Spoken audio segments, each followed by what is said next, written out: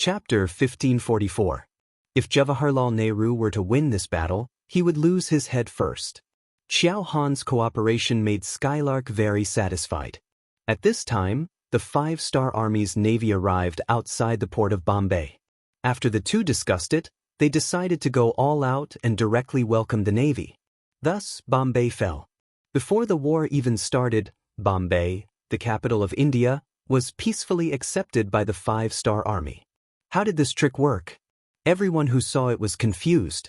When the news reached the ears of Yang Chendong, who was leading troops into India, his face also changed color. After a long time, he said, Good, haha, I think Nehru's face must be darker than charcoal's.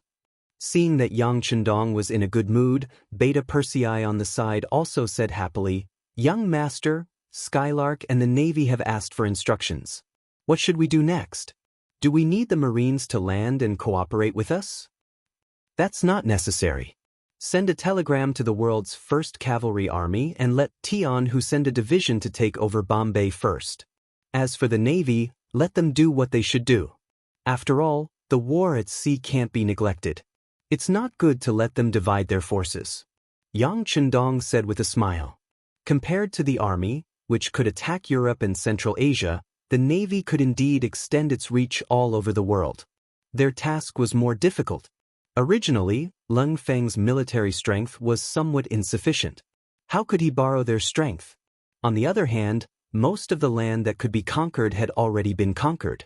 After these things were solved, the next thing was the matter of the Great Ming Dynasty. Whether it was Bai Ming or the Great Ming Dynasty, it was time for them to give an explanation.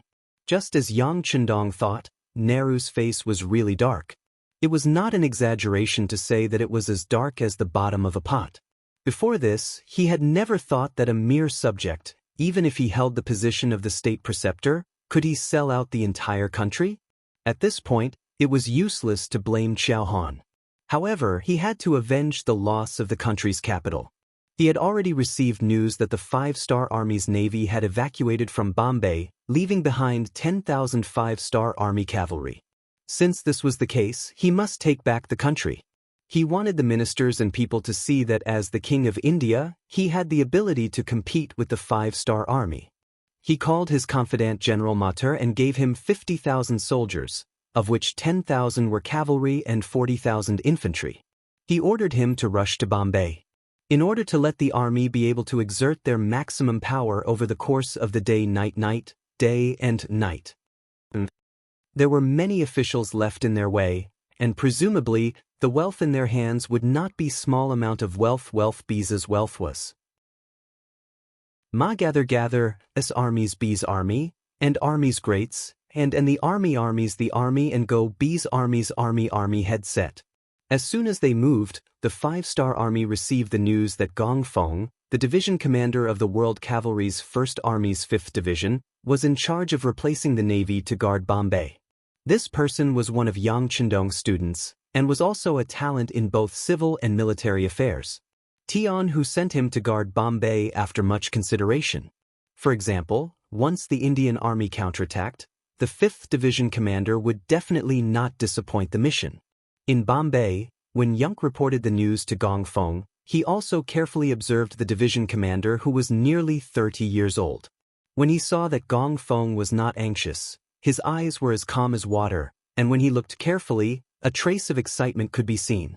Yunk knew that his worries were unnecessary. Director Yun, I will leave 2,000 cavalry for you.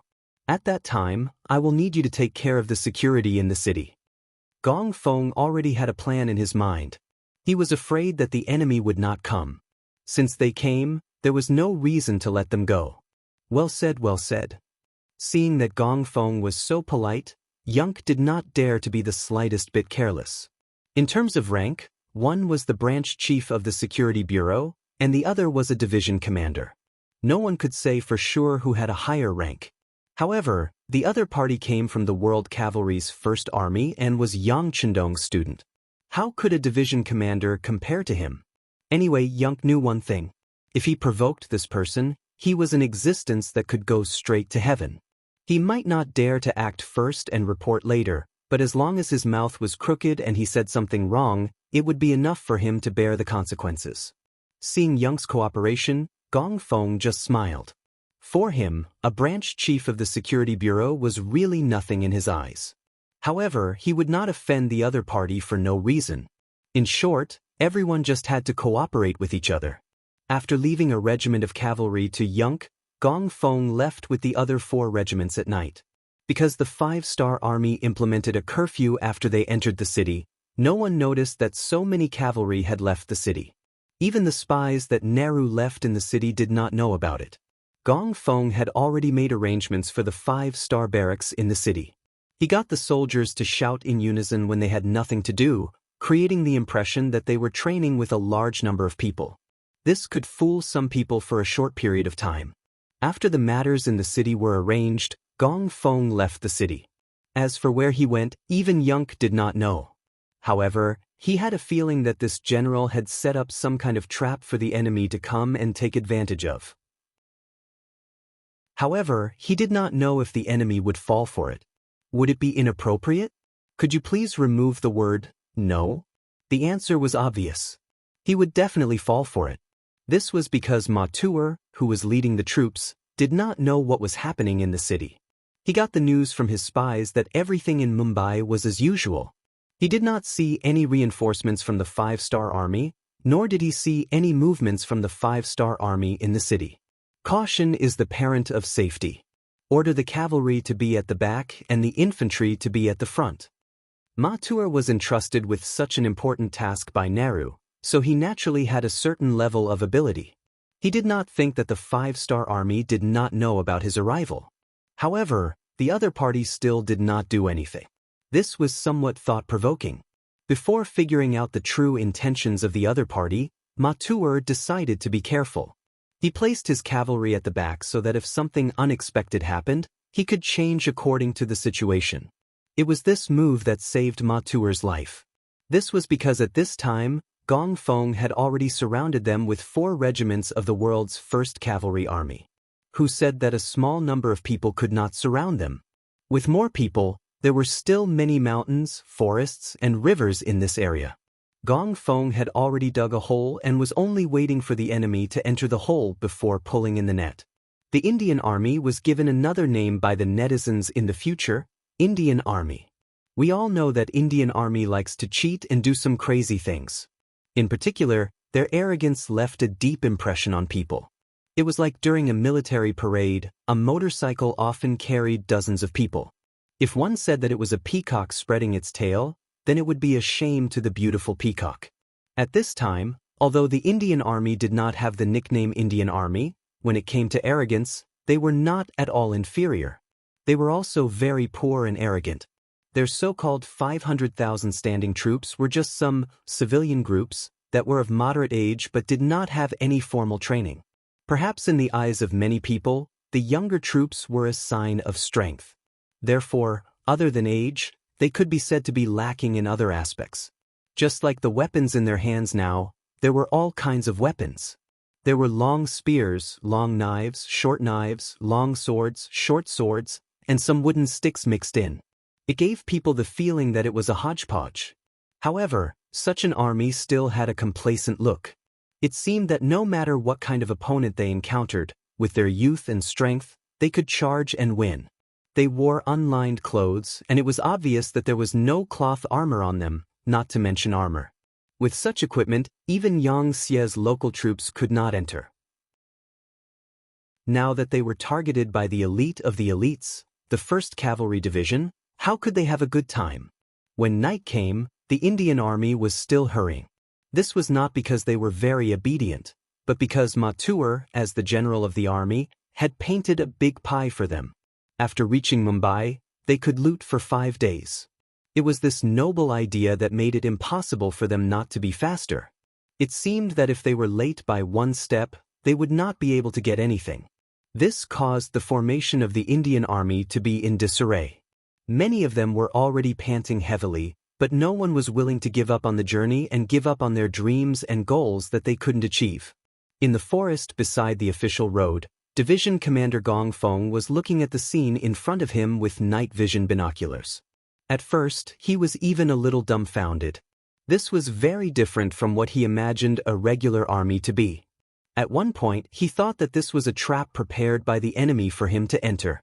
After observing for a while, he saw that the last 10,000 cavalrymen were finally wearing cloth armor. Only then did he breathe a sigh of relief. Although cloth armor was the lowest equipment and was not in Gongfeng's eyes, at least there was a difference.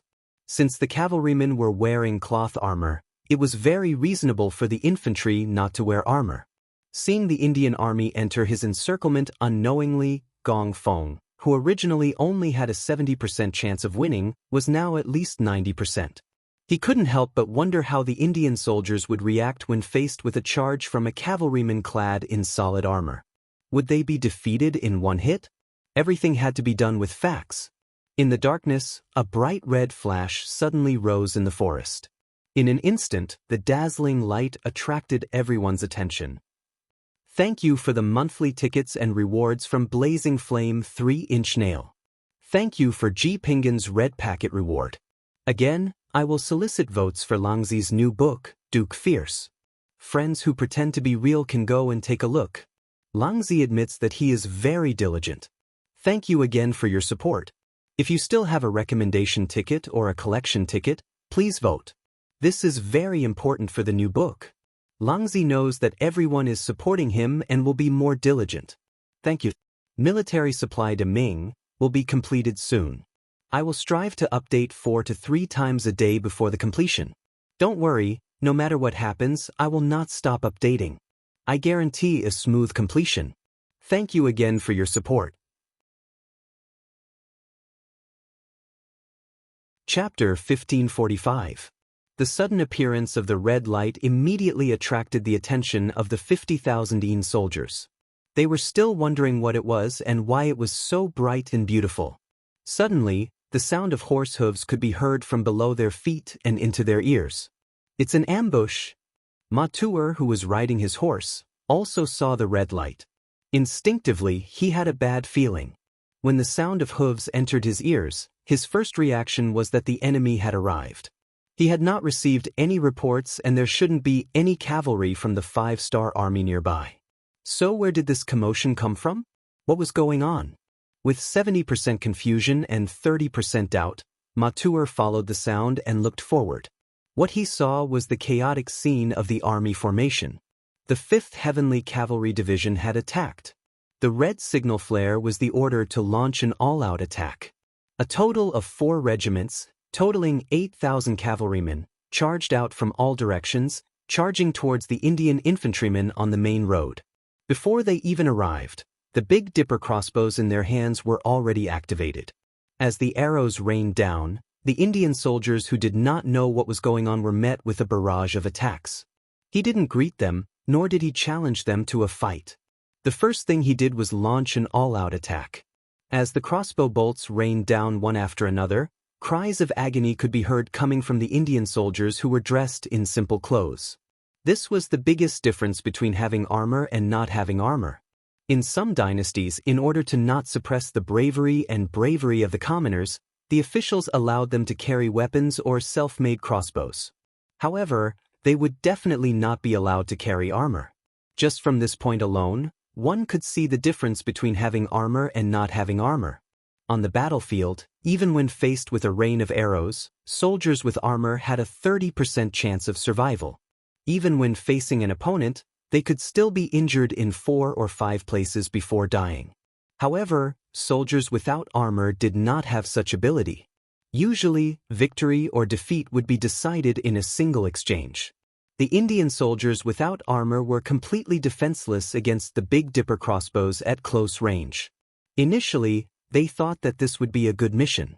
They only needed to rush to Mumbai and attack the city with their advantage in numbers. By then, there should be reinforcements from the city. By then, the city gate would be breached under the pincer attack from both sides. By then, it would be time for them to reap the rewards.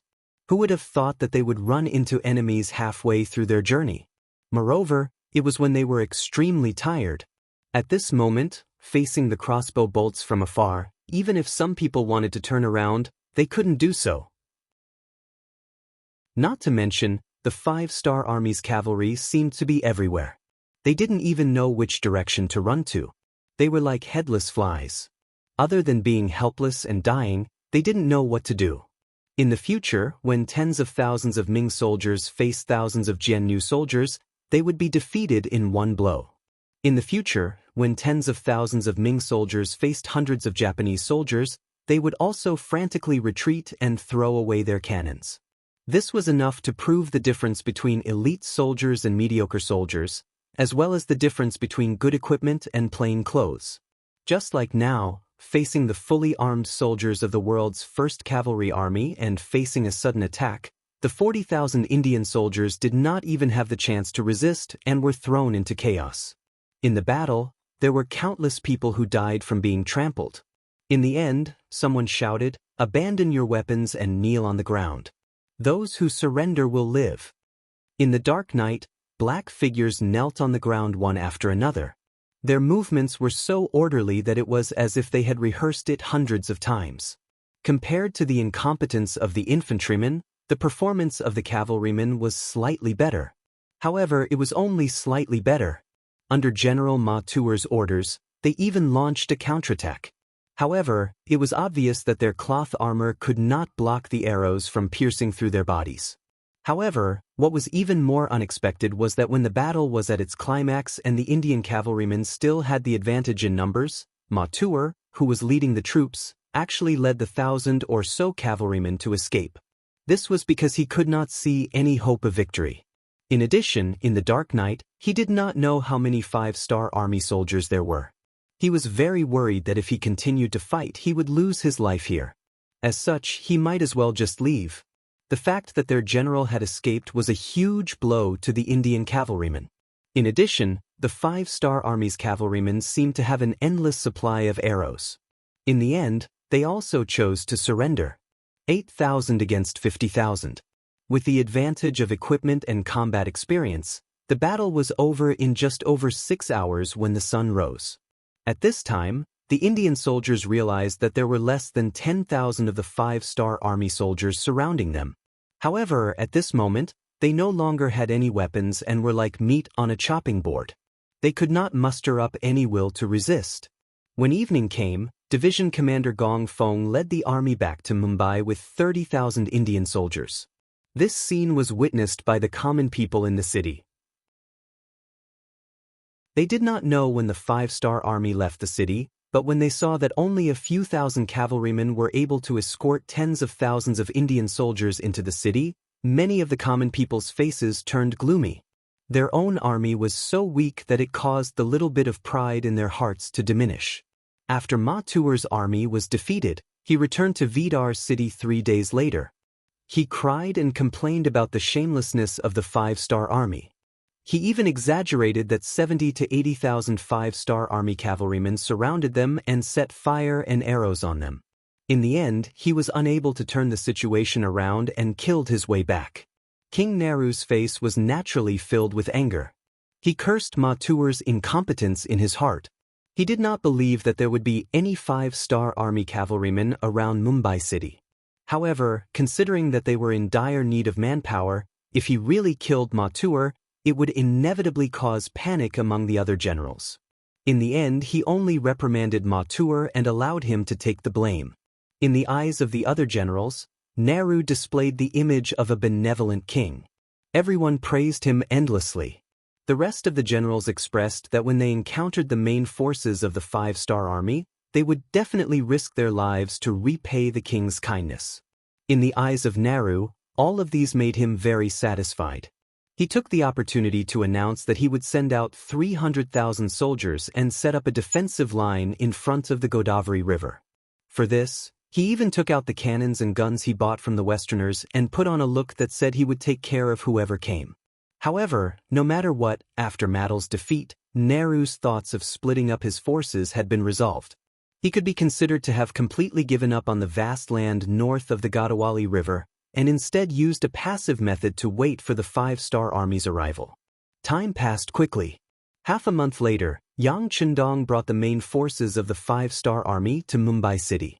Outside the city gate, Division Commander Gong Feng held a grand welcoming ceremony. When the 5-star army entered the city one after another, The neat marching formation and the excellent equipment were displayed one by one in front of the Indian people. Some people who originally wanted to wait for the king to come back unknowingly gave up on that idea. The troops just entered the city normally, but some people's thoughts of resistance were extinguished. At this point, Yang Chendong had fully understood and used what was called creating momentum. Over the years, he had also become better at using the people's hearts and using momentum to achieve what he wanted. The army only stayed in Mumbai city for 2 days. After a short rest, they went out of the city and went straight to the Godavari River. Nehru was waiting for a decisive battle. How could this not be what Yang Chendong wanted to see? Although the Delhi Sultanate had been attacked in the Battle of Myanmar and had to withdraw 20,000 troops, the pressure there had been reduced to a certain extent. But after all, the war was still going on. Every day that was delayed would cause the development of the Delhi Sultanate to stagnate. If he could settle the matter of India earlier, he could send troops to help. In comparison, if he could have a decisive battle with the Indian army earlier, he would not delay it by a day. Tian Hu, the commander of the 1st Cavalry Army, and Su He, the commander of the new army, who had rushed to the Godavari River, had already reported that the Indian army had placed many cannons on the opposite side of the Godavari River. They even saw nearly 10,000 flintlock soldiers. This was the main reason why they had no choice but to stop the charge. It was just that this defensive formation was naturally a great existence in the eyes of the cavalry. But in Yang Chendong's eyes, it was really nothing. Comparing firearms? His lung feng was definitely at the ancestral level. When the 2nd and 4th Divisions heard the news, they were also very excited. When they found out that the other party also had firearms, they really wanted to see for themselves. Compared to the cold weapons that were charging at them, they preferred to destroy firearms. It seemed to bring them more glory. In their excitement, the army moved very quickly. In just 5 days, they had reached the opposite side of the Godavari River. At the same time, the heavy cannons and other weapons in Lung Feng's hands arrived as well. The 5-star army had finally arrived. Nehru, who was in Bidar city at the rear, was also the first to receive the news. From this moment on, he became a little anxious. Although he had spent a lot of money to buy these firearms, how good were their performance? The power of these firearms had yet to be tested. At the same time, he also knew that the 5-star army also had firearms. He just did not know who would be more powerful when the two sides met. Just as Nehru was feeling anxious, on the morning of the 2nd day after the 5-star army arrived, the 2nd and 4th Divisions of Lung Feng began to move. 75mm field cannons were pushed out from the army, constantly moving towards the Godavari River. During the meeting in the tent last night, Yang Chendong had introduced the range of the cannons to everyone. They could only fire about 3 li. Although these cannons were considered decent weapons back then, in the eyes of Lung Feng, they were really not enough. As the soldiers of Lung Feng pushed the cannons forward, they were naturally filled with confidence. They only stopped when they were about 3.5 li away. Chapter 1546. They were both using cannons and exploding shells, but the range of the cannons was 6 li. The distance of the cannons was more than twice that of the enemy's.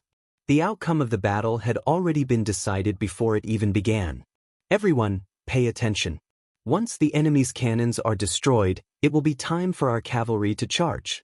At that time, everyone must seize the opportunity to cross the river. The first to reach the other side will be given the highest merit. As the various divisions and commanders pushed forward with the cannons, they also mobilized their soldiers. According to the battle plan Yang Chendong had laid out last night, bombarding the enemy's firearms was only the first step. The most crucial step was to cross the river and fight. If they couldn't do that, it would only be a small victory. For this reason, the officers of the various armies and divisions who had accepted the mission mobilized their troops to chop down all the trees in the vicinity as soon as the sun rose. They made simple wooden bridges so that they could cross the river at any time. This time, those who followed Yang Chendong were all veterans who had been on the battlefield. Many of them were no longer afraid of war. On the contrary, because of Yang Chendong's emphasis on military merit, many of them were excited as if they had been injected with chicken blood. They were afraid that there would be no war to fight. That would make all the skills they had learned useless. It could be said that it was precisely because of this powerful security system and the establishment of military merit awards that the 5-star army would not develop a battle weariness even when they were fighting everywhere. It wasn't easy for them to rely on war to live a good life. How could they dislike war and give it up in the end? With their fighting spirit and high morale, coupled with the strongest equipment and the most powerful firearms, who could stand against them? When the cannons were pushed to the front of the Godavari River, only 1.5 li away from the Indian cannons, the 2 divisions and 400 cannons stopped. Following that, boxes of cannons were pulled up by horses and mules. The cannons were opened and the cannons were dismantled. The preparations for the cannons were done in an orderly manner. On the other side of the Godavari River, many of the Indian generals saw all of this. Ma Tuer, who was trying to redeem himself, even estimated the distance between the 2 sides. When he confirmed that it wasn't within the range of the cannons, he could only shake his head helplessly. Then, he looked at the 5-star army on the other side of the river. He wanted to see what the Han army was going to do. At the same time, he would occasionally glance at the rear of the army. Due to his previous experience of being defeated by the 5-star army, he had formed a 20,000-man inspection team. If anyone dared to take a step back during the battle, they would be treated as deserters and killed without mercy. It was precisely because of this preparation, coupled with the danger of the Godavari River in front of them and the firearms and cannons on the side, that Tuer felt a bit more confident in this battle. Last check, reload the cannons in 3 minutes. As the commander of the Lung 2nd Division, Xiao Feng's experience came into play. This time, he became the commander of both the Lung 2nd Division and the Lung 4th Division. In the following time, the cannoneers quickly checked the cannons. When there were no problems, the soldiers picked up the cannons and prepared to reload at any time. Xiao Feng turned around and after confirming that there were no problems, his expression turned serious. As he shouted for the cannons to fire, the small red flag in his right hand fell down. Instantly, 400 cannons fired at the same time towards the other side of the Godavari River. There was no test firing, nor was there any calibration. There were simply too many Indian soldiers on the other side of the river. Looking from afar, it seemed as though there was no end to the number of tents. With so many targets, it was impossible for the cannon to miss. Xiu xiu xiu. Xiu xiu xiu. The cannons let out a pleasant sound as they pierced through the air and landed on the Indian camp on the other side of the Godavari River. Some landed on the enemy's cannons, some landed among the gunners, and some landed among the archers. There were even some that landed beside the tents, uprooting them one by one. With a loud bang, the orderly Indian camp was replaced by a cloud of smoke. Cries and screams could be heard from the camp. The cannons landed with a loud bang and a ferocious force that greatly exceeded the expectations of the Indian soldiers. When many of them were hit by the cannons, their bodies were smashed to pieces, or they were injured by the aftershocks of the cannons, losing an arm or a leg. The camp was filled with the cries of ghosts and howls of wolves. Ma Tuer, who was riding on his horse, was also frightened by this scene. His warhorse also shook its head and wagged its tail because of the loud explosion. If he did not control it with all his might, it would have already turned tail and fled. Calm down, calm down. Facing this sudden change, although Ma Tuer's face was pale, he still did his duty and shouted, "Immediately order the cannons to fire back." Although he knew that the distance was not enough, Ma Tuer could not think of a better idea. If they didn't do anything, the army wouldn't be far from collapsing. The order was given to the cannons and the cannons at the front started to reload. One cannonball after another was loaded into the cannons. Then, a loud explosion sounded and the cannonballs landed on the 5-star army across the river. The sound of the cannonballs brought hope to the Indian soldiers. Many of them were looking at this scene, hoping that their cannons would succeed. Boom boom boom, boom boom boom. The sound of cannons rang out and landed about 200 to 300 meters in front of the 5-star army, creating craters one after another. However, that was it. With the limited range, these cannons could not harm the 5-star army at all. Destroy all the cannons. Fire. Xiao Feng's face was cold. Although the enemy's cannons could not harm him, the sound of the cannons was a provocation to him. Since they dared to fire back, he would not be able to recognize his parents if he did not beat them up. He would not be able to live up to his position as a division commander and the 2 golden badges on his shoulders. Compared to the other division commanders of the Cold Front, who had the title of Major General, the 1st, 2nd, and 3rd Division commanders were all lieutenant generals. The sound of cannons being fired rang out once more, the target being the Indian cannons. Amidst the earth-shattering sounds, more and more cannons became the targets of the Indian cannons and were blasted into smithereens. The soldiers were also blasted into the sky, and there were countless casualties. Without the threat of the enemy's cannons, the 400 field cannons of the 5-star army took turns moving forward. They needed to extend their firepower and prepare for the other armies to cross the Godavari River.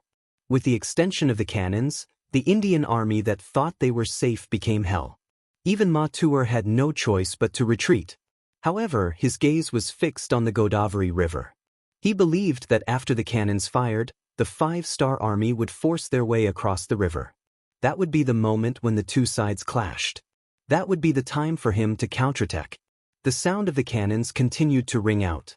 It was as though the cannons did not cost any money. The other 5-star army also used this time to start building the pontoon bridges. The Godavari River was not very wide. It was less than 2 miles wide. The most important thing was that the river was not deep. The shallowest part was only a meter deep and the deepest part was only 3 meters deep. Furthermore, the river was not turbulent. Under such conditions, the 5-star army only needed to follow their usual training and build the pontoon bridges. By the time the giant logs were laid down one after another to form a bridge, it was already more than 4 hours later. With the combined efforts of 30,000 soldiers, the first pontoon bridge was completed. Following that, the 2 regiments of the 2nd Regiment and the 4th Regiment became the first batch of soldiers to cross the bridge. They held onto their Type 95 rifles and various heavy and light machines. They carried enough ammunition and rushed to the other side of the river. Very quickly, they established the first line of defense. With just 1 pontoon bridge, it was unknown how long it would take for an army of 200,000 to cross. Thus, the 2nd and 3rd pontoon bridges were quickly constructed. Compared to the difficulty of the first pontoon bridge, the subsequent construction was much faster. They could build both pontoons at the same time. In the end, they only needed to connect the pontoons. The main focus of the 5-star army was still on the pontoon bridges. This gave the Indian army a chance to counterattack. Mater, who had been waiting for this opportunity, immediately gave the order for the entire army to charge forward. Not only did they have to blast the 5-star army into the river, they also had to destroy the pontoon bridges. This was also the only chance for the Indian army to turn the tables. As long as they did not allow the 5-star army to cross the river, they would be in an invincible position. Behind them were the 20,000 soldiers of the inspection team, who were staring at them like tigers watching their prey. To the majority of the Indian army, they could either stand there and wait for the cannons to blast them to pieces or charge forward and chase the 5-star army back. Without any other choice, more and more Indian soldiers chose to take the initiative to attack. In their eyes, this was not only a matter of luck. If they did well, they could even earn merits. It was the only way for them to survive. In the blink of an eye, more and more Indian soldiers launched their counterattack. They held onto all sorts of weapons and shouted out various slogans to boost their courage. Some of them even tore off their clothes, leaving their upper bodies bare. It was as though they were fighting to the death. With so many people charging forward, the aura they exuded was shocking. If it was a cowardly person, they would have already trembled and not know what to do. However, for the battle-hardened soldiers of the Cold Front, such a small battle was nothing. On the contrary, with so many military merits in front of them, everyone's eyes lit up. Their fingers involuntarily reached for the trigger.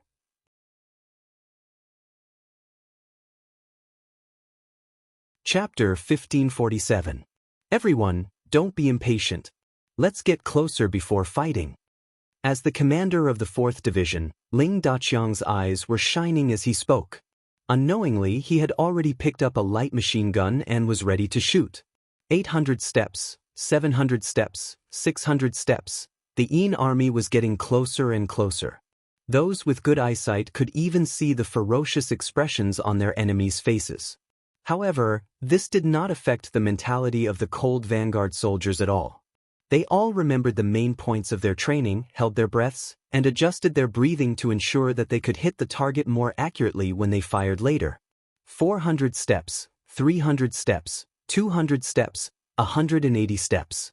At this distance, it was guaranteed that the 95 style would be able to unleash its greatest power. At this moment, Commander De Chong finally shouted, "Everyone, fire!" The impatient soldiers of the 5-star army raised their guns and started firing. Countless bullet casings jumped out of their guns and landed beside them. Countless bullets flew forward and hit the Indian soldiers who were charging at them. Puff puff puff, thump thump thump, clang clang clang. Under the sounds of gunfire, more and more Indian soldiers were shot dead, falling on the path of the charge. However, the Indian army didn't seem to have any intention of stopping. They were still holding onto their swords, spears, swords, and rods as they shouted loudly. They looked like they wouldn't give up until they achieved their goal. Yang Chendong, who was riding on the white dragon, was also moving forward with the army. Through the binoculars, he saw everything that was happening. At this moment, his heart suddenly trembled violently. He seemed to have seen the scene at Bali Bridge in the late Qing dynasty. Countless Mongolian cavaliers and green camp soldiers roared as they tried to charge into the Anglo-French army's formation. However, they were shot down from their horses halfway. They were enough to use the last bit of courage of that dynasty, using their last bit of strength to win, even if there was only a trace of hope. However, it was useless. Under the intense gunfire, as long as one was not a god, they would not be able to break through this deadly blockade. It was the same for the Indian army. As they charged forward, many of them fell down. Then, they continued to charge forward and fell down. However, there were simply too many Indian soldiers charging at them. There were at least 100,000 of them, and each formation consisted of 1,000 to 2,000 soldiers. When there were nearly 100 formations charging at them, even the 8,000 cold vanguard warriors could not stop them from advancing even if they continued to fire. Rocket launchers, get ready. Fire. Seeing the ferocity of the Hindustanis, Ling Daqiang was not afraid. Instead, he was delighted. He liked opponents like this who knew they were going to die but still charged forward. It was much better than those who peed their pants at the sound of gunfire and tried to escape. At least this time, they could enjoy themselves to their heart's content. Thump thump thump. Boom boom boom, the rocket launchers of the various regiments launched their attacks. When the rocket launchers crossed a distance of 100 meters and landed in the midst of the Indian soldiers, a single blast would clear out a large area and cause a large number of Indian soldiers to fall down involuntarily. Some of the rocket launchers could even cause about 100 casualties. This was all because the Indian soldiers were too close to each other. The 400 field cannons at the front also began to retreat. After retreating to a certain distance, they landed their cannons within 200 steps of the river. The cannons landed amongst the charging Indian soldiers, causing a large number of casualties. Under the alternating sounds of cannons and gunfire, the area between 80 and 500 steps of the Gadawali River was quickly filled with corpses. A rough estimate showed that there were no less than 30,000 people dead. This was the damage done in less than 2 hours. Under such a powerful attack, the Indian soldiers' charge was finally stopped. When they saw that they could not get close to the 5-star army no matter how hard they tried, more and more Indian soldiers started to feel afraid. It was a matter of course that people would die in a war. Anyone in the army would have to make plans and preparations in this regard. However, it was not what everyone wanted to do, to die without any hope of victory. When they realized that they would die if they charged forward, some people started to hesitate. Why did they have to rush forward to die, while their comrades behind them could watch all of this from afar without being harmed in the slightest? Without comparison, there would be no emotions and no disappointment. When they realized that the faster they ran, the faster they would die, some of the Hindustanis slowed down on purpose. Some of them even turned around and ran back. That's right, there were 20,000 inspectors behind them. But what if they could break through the blockade of the inspectors? Those people did not have such perverted killing weapons like the 5-star army. This gave them the courage and opportunity to try. Another quarter of an hour passed, and the Indians threw down another 10,000 corpses. De Chong and the rest of the soldiers were shocked to find that there were no more opponents in their sights. All the Indian soldiers began to run back and started to fight with the inspectors who were looking at them from behind. Don't worry about them. Load your weapons and get ready to fight at any time. Ling De Chong only took a glance with his binoculars and ignored the Indian soldiers. After giving the order, he turned around to check on the construction of the pontoon bridge. That's right, 2 pontoon bridges were about to be completed in 2 hours. It could be imagined that more and more cavalry would arrive. That would be the time for them to charge. On the Indian side, the 20,000 inspectors killed countless Indian soldiers. It was only when Ma Tuer sent another 10,000 reinforcements that the situation stabilized. At this moment, there were less than 40,000 Indian soldiers standing in front of them. In other words, 20,000 Indian soldiers had died in that short period of time. Charge back. As long as you charge back, you will have a chance to survive. Otherwise, even if you die, your families will not be taken care of. Ma Tuer knew that the morale of the Indian soldiers was unstable. However, in order not to disappoint the king, he could only grit his teeth and persevere. Charging back meant death. Not charging back meant death. The only difference was that if one died, their families would be taken care of. However, the Indian soldiers had no choice but to turn around. Or rather, it should be said that they had changed their direction. To them, the weapons in their hands were no different from fire sticks when compared to Lung Feng's muskets. In fact, they were even inferior. They're here again. Seeing that the sky was about to turn dark, the Indian army turned around and prepared to charge at them again. Xiao Feng chuckled and said with a sense of satisfaction, "Cheer up, it's time for us to reap the harvest. Commander Xiao, give us a chance." Just as the 4 regiments of the Cold Front soldiers were prepared to fire at any moment, the commander of the 1st Cavalry Army, Tian Hu, and the commander of the new army, Su He, arrived behind Xiao Feng. Although the 3 of them held different positions, they were all lieutenant generals.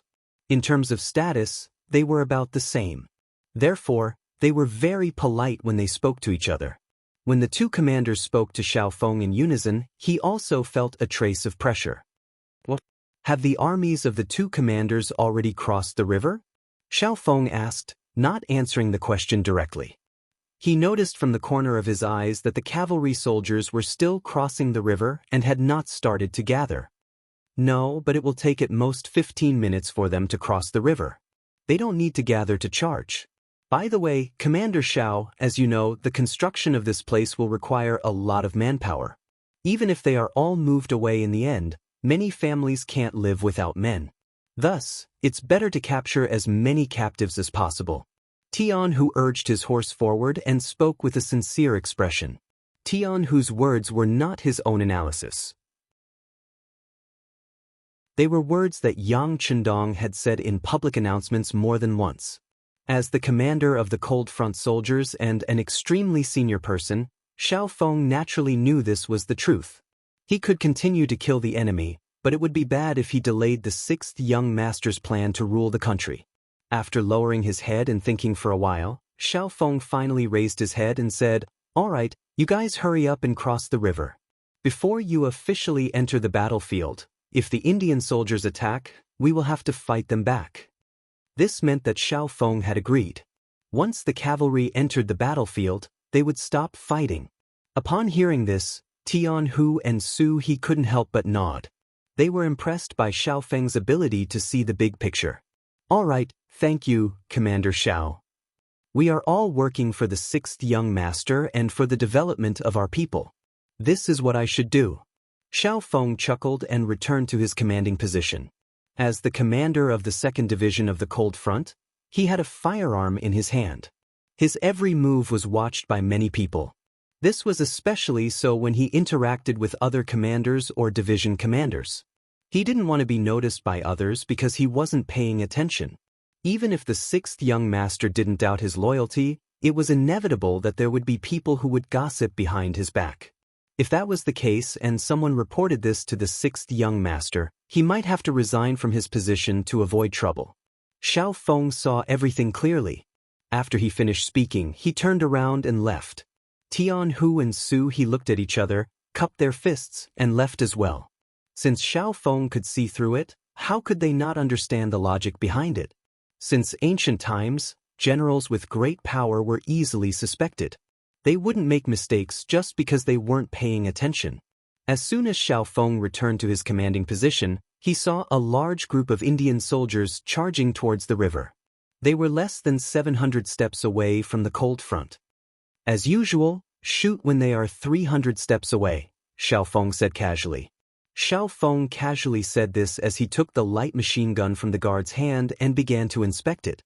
Left with no choice, the 40,000 Hindustanis chose to continue charging forward.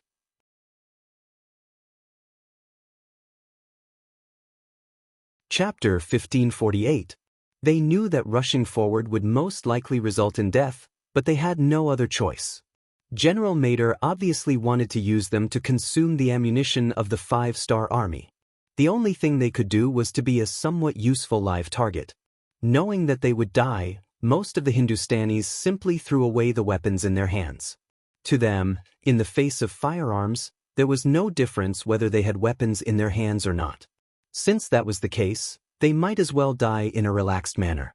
A total of 40,000 people walked forward step by step in a densely packed formation. Some soldiers even held hands with each other. It seemed that only by doing so would they not be so lonely on the road to the underworld after death. Even though the sky had already darkened, there were still people moving about in the vast and mighty army of 40,000 people. These were all human lives.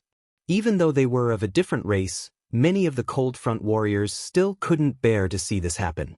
Even Beta Persei and the others who were standing in the middle of the army seemed to have the same thought. Many of them even deliberately looked at Yang Chendong, who was riding on the white dragon. Perhaps they wanted their master to be merciful to their opponents. How could Yang Chendong not feel the gazes of these people intentionally or unintentionally looking at him? But his heart was like a boulder and did not waver in the slightest. He would never forget how the Hindustanis in the future rebelled against China. When you were needed, you could say anything. When you were not needed, you could be as cruel as possible. Looting, burning, and killing were all kinds of evil, but their country did not care. Instead, they allowed such things to happen.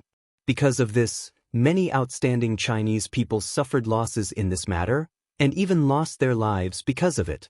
Since there was a chance now, of course, he would not let these people live, let alone let history repeat itself. Give the order. Unless you kneel down and surrender, you are the enemy. You know how to treat the enemy. After Yang Chendong said this, no one dared to say anything else. Some smart ones had already run to the front to pass the order. In fact, there was no need to give any special orders. Since Yang Chendong did not give any new orders, they would just follow the same old routine. Therefore, before the messenger could cross the river and reach the front line, the 5-star army had already opened fire. The vanguard of the 40,000 Hindustanis was already within 300 paces, and under the full force of their firepower, wave after wave of Indian soldiers fell to the ground. After being shot, some of the Hindustanis even had a look of relief on their faces. Perhaps this way, they would no longer have any worries. The gunshots did not stop, and the casualties of the Hindustanis continued to increase. Under the heavy firepower of the Lung Feng soldiers, no one could get within 100 steps of them. Most of them were shot dead between 300 and 200 steps. This phenomenon continued until a quarter of an hour later, when the most elite cavalry of the 2 5-star army had already crossed the river. Then, without waiting for the formation to be completed, the two commanders, Tianhu and Su He, commanded the cavalry to charge forward, one on the left and one on the right. The moment the cavalry charged, the Lung Feng soldiers stopped shooting. In just a short while, bullets had already fallen to the ground beneath their feet. Now that they no longer had to shoot, many of the soldiers began to massage their arms. It was obvious that shooting was a strenuous job, and it was very tiring to shoot for a long time. Charge! Those who drop their weapons and kneel down will live. Tens of thousands of the 5-star Army's elite cavalry charged, and the battle cry rang out everywhere. They shouted in the Hindustani language that they had just learned. In fact, it was just a Hindustani language to force the enemy to surrender, and it was not difficult to learn. Just a moment ago, they were still facing firearms attacks, and suddenly, the enemy changed tactics. Many of the Hindustanis widened their eyes, and they did not know what to do. It was true that infantry was at a disadvantage against cavalry, but it was not to say that they did not have a chance. But when they wanted to fight back, they found that the weapons in their hands had been thrown to the ground at some point. At this time, how could it be so easy to find them in the dark? Run! Seeing that the Han cavalry was getting closer, many of the Hindustanis' faces changed. To them, they would rather be killed by a flintlock. At least they would die a quick death. However, if they were hit by a warhorse, it was very likely that they would not die immediately. Instead, they would have to suffer a lot. This was not what they wanted. The tens of thousands of Hindustanis were all panicking, and the originally orderly formation became very chaotic. Everyone turned around and ran. It was as if whoever was a step slower would suffer the pain of being trampled by 10,000 horses. In such a chaotic environment, how many people would seriously listen to the 5-star Army slogans to surrender? Due to the cavalry's charge, the battlefield became even more chaotic. This greatly exceeded the expectations of Grand General Matu Air behind him. He did not deny that the infantry was sent to exhaust the 5-star Army's ammunition. He had seen the firearms that his king bought from the West, and he knew that it required a lot of gunpowder to fire. Once there was no gunpowder, the gun was no different from an ordinary stick. He hated the fact that the 5-star Army appeared and destroyed his artillery and firearms. Otherwise, he would not have to use manpower to exhaust bullets in exchange for a chance to win. However, who would have thought that the gunshots would stop? Just when he was thinking that the 5-star Army's gunpowder was about to run out, he suddenly saw the black shadow rushing back. Not only that, the ground under his feet began to tremble. What's going on? After Matu Air exclaimed, he instantly thought of a possibility.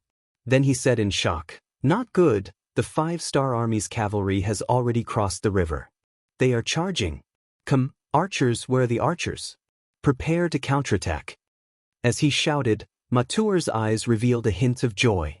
Although the cavalry was not easy to deal with, it was still better than the untouchable firearms.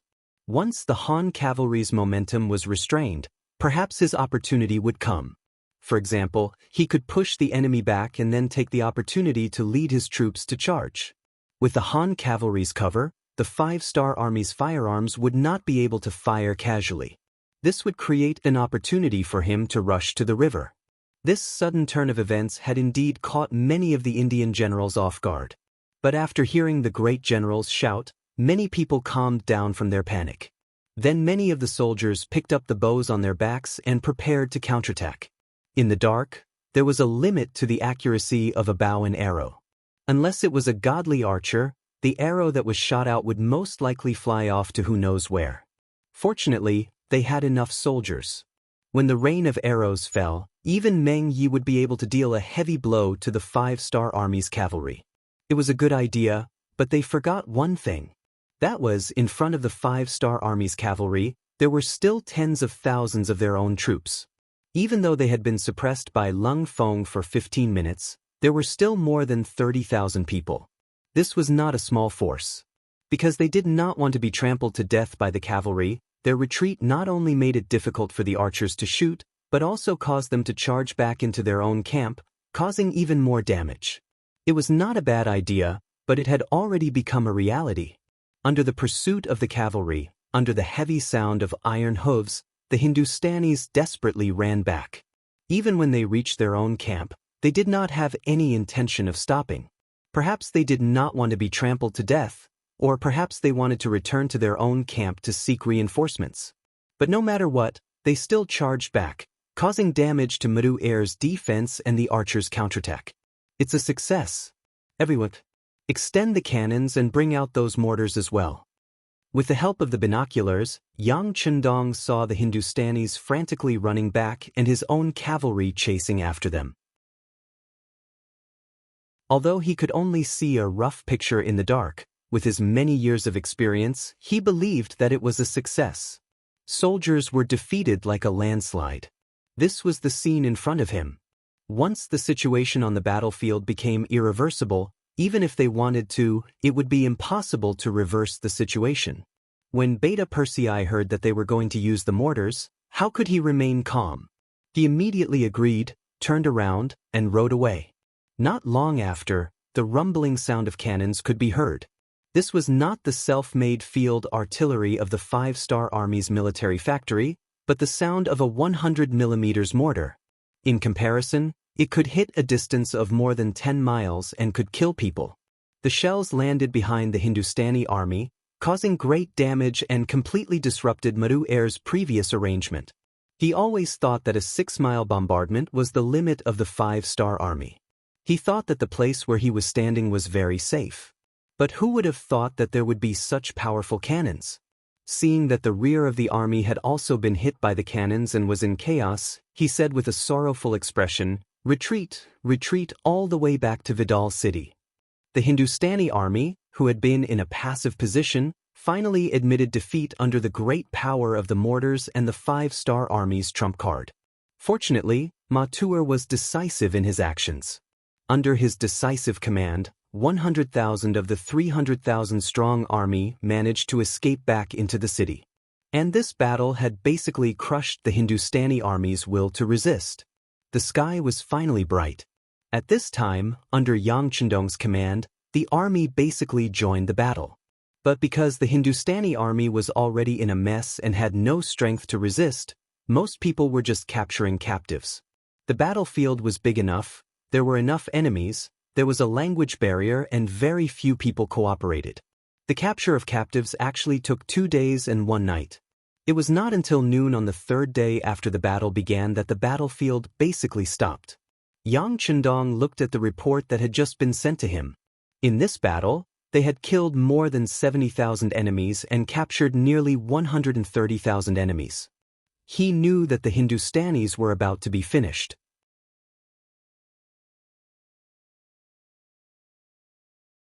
Chapter 1549. In Bidar city, General Matur led the defeated army back to the city, and Nehru was shocked when he heard the news. That was 300,000 people, even 300,000 pigs couldn't be slaughtered so quickly, right? Although Matur had brought back 100,000 people, it still made Nehru very angry.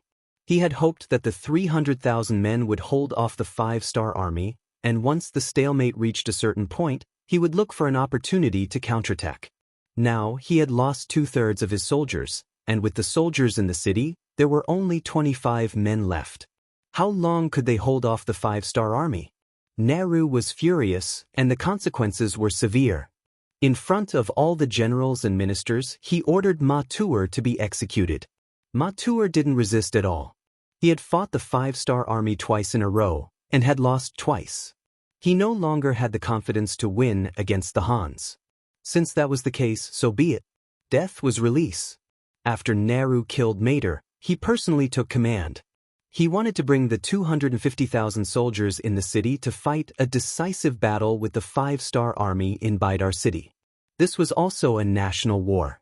During this process, some people suggested that they should send people to negotiate with the 5-Star Army. At most, they would surrender to the other party and respect the other party as their suzerain. There were also people who suggested that they should continue to retreat. They could retreat to Gabaja city. If that didn't work, they could retreat to Bangalore. Speaking of which, India's territory was not small. However, these 2 points were rejected by Nehru in the end. Surrendering was impossible. He understood that in front of the 5-Star Army, there was only the possibility of annihilation. There was no such thing as peace in exchange for surrender. Since they were going to be annihilated no matter what, they might as well give it a try before they die. As for retreating, where would they retreat to the day after tomorrow? Doing so would only cause the morale of the army to drop, and they wouldn't have a chance to fight the final battle.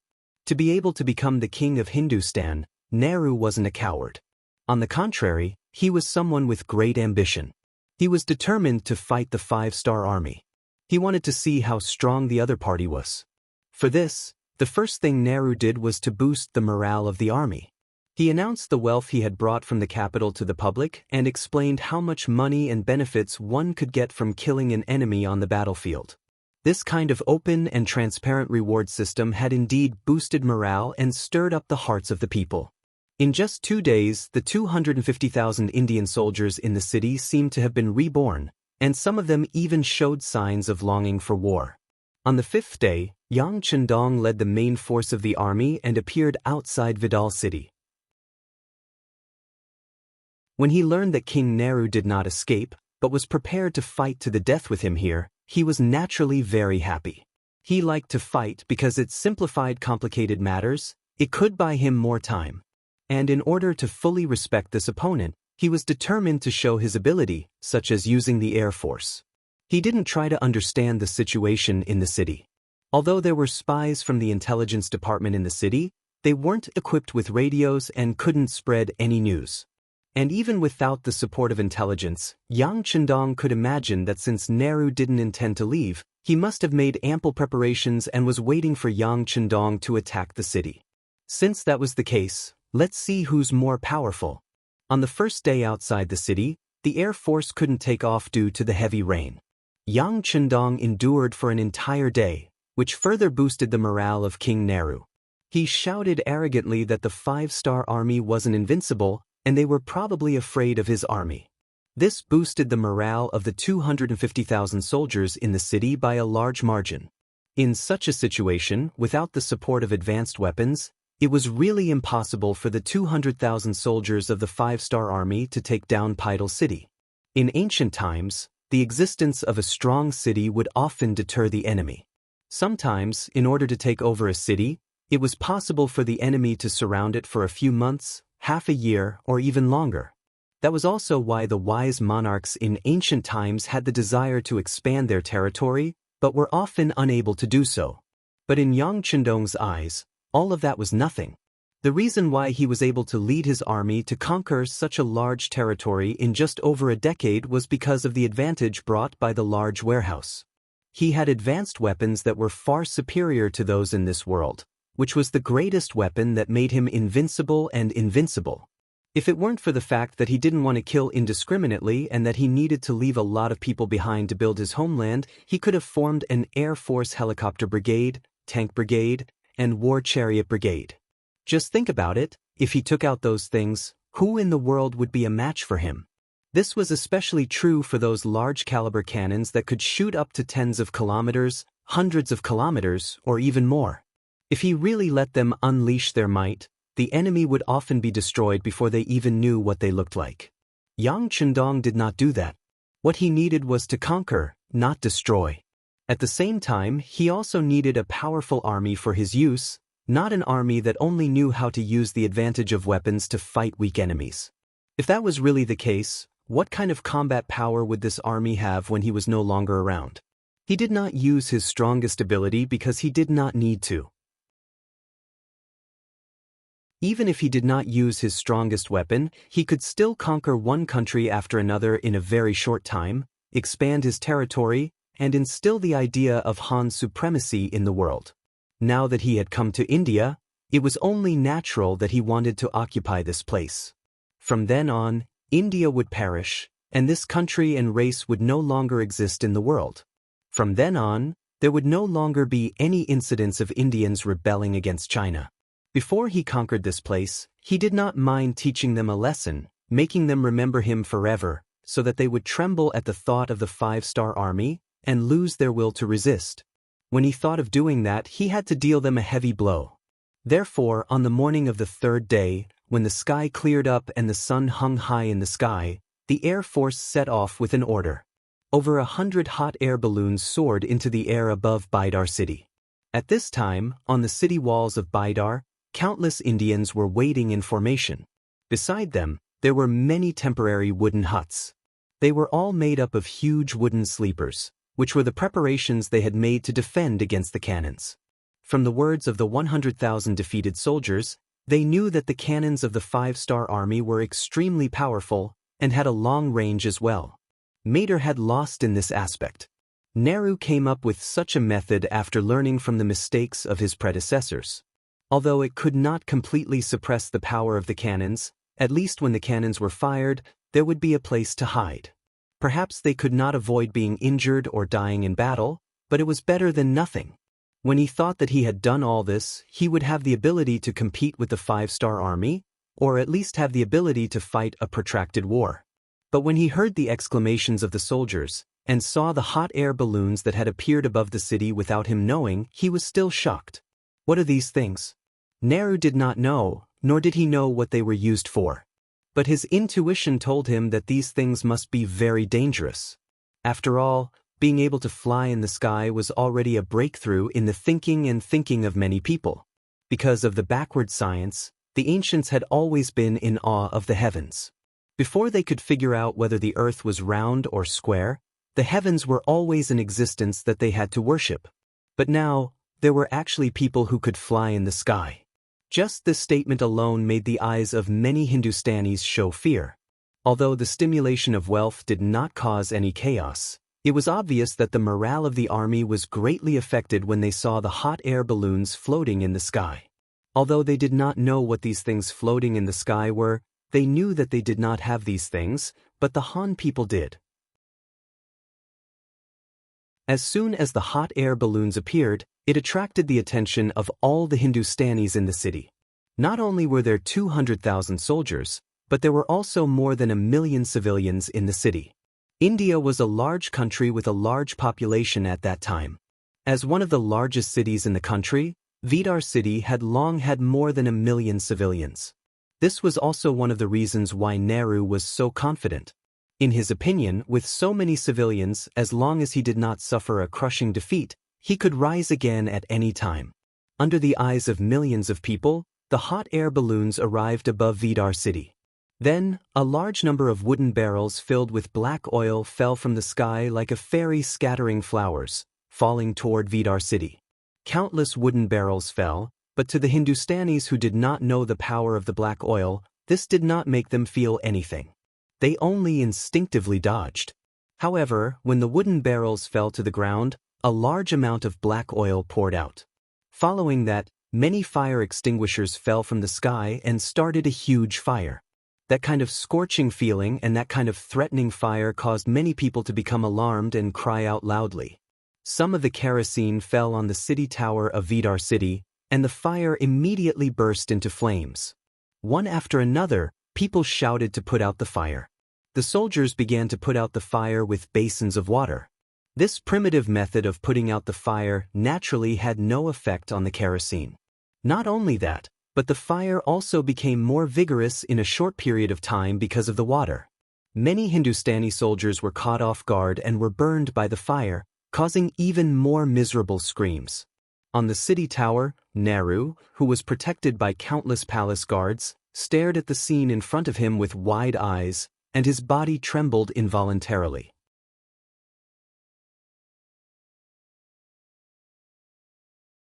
Chapter 1550. He knew that the 5-star army would have cannons to pave the way, and he was prepared to sacrifice some of his men. However, he believed that in the end, the siege still depended on people. As long as they could hold on until the 5-star army was blocked outside the city, it would be considered a victory.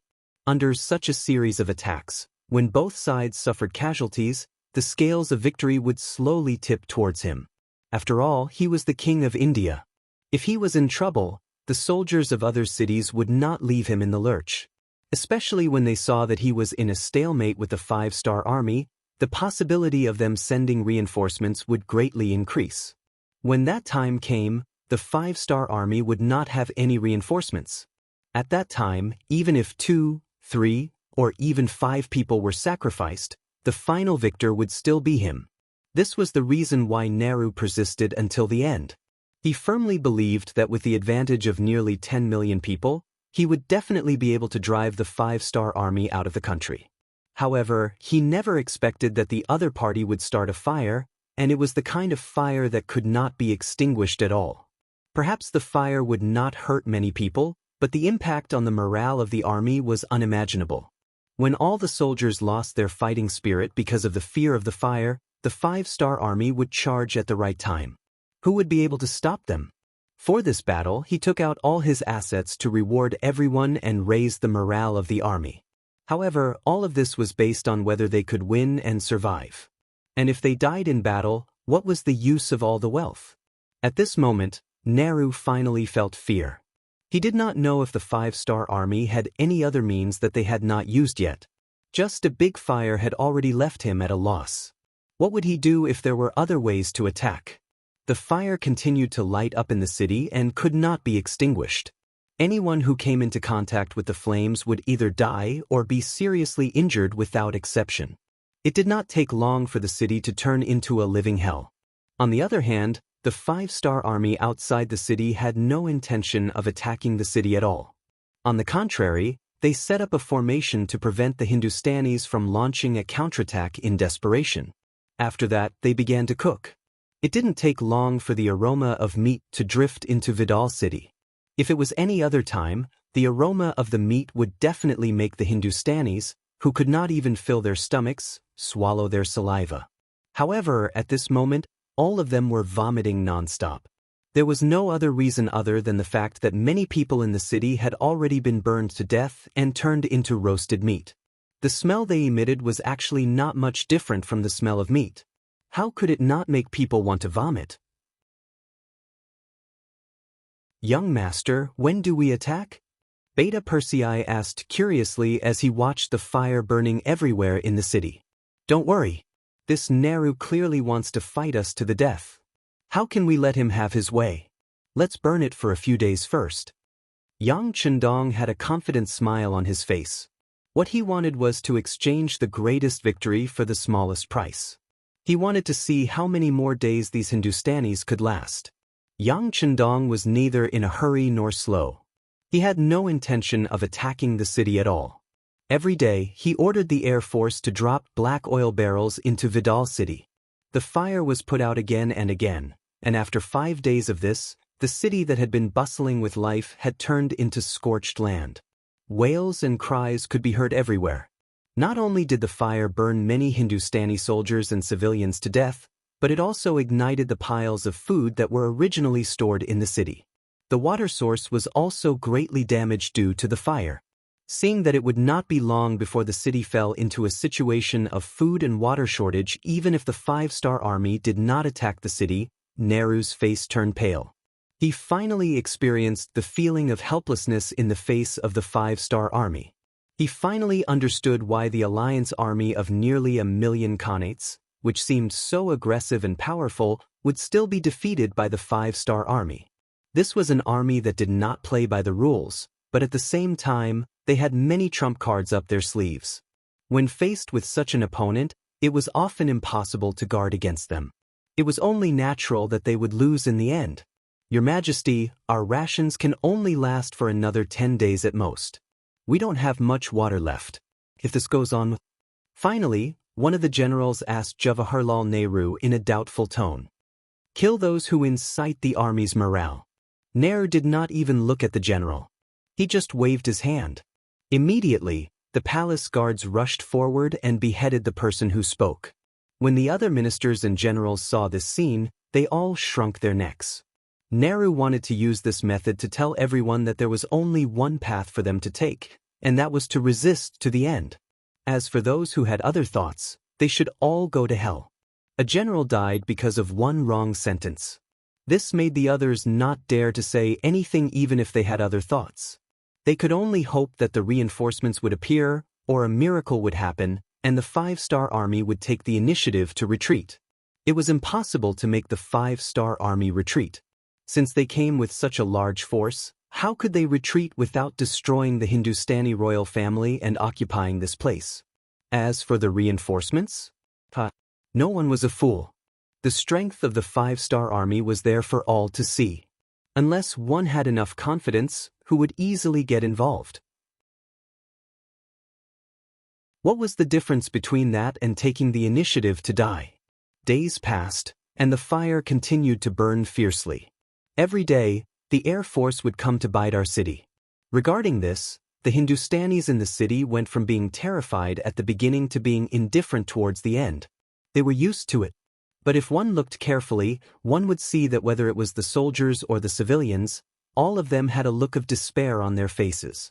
Obviously, they were all prepared to die. They could not see any hope of survival. Ordinary soldiers and civilians would accept their fate.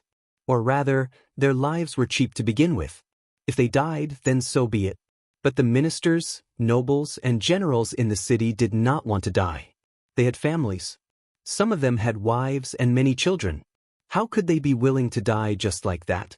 Under the strong pressure, King Nehru's authority was no longer an existence that could suppress everything in their eyes. It was no longer an existence that made them tremble in fear. This was especially so for some of the more knowledgeable officials. The news that they received was that whenever the five-star army conquered a country, they would not kill anyone for no reason. On the contrary, those who surrendered and submitted to the Han people could still live with a tenth of their wealth. They just needed to move to another country.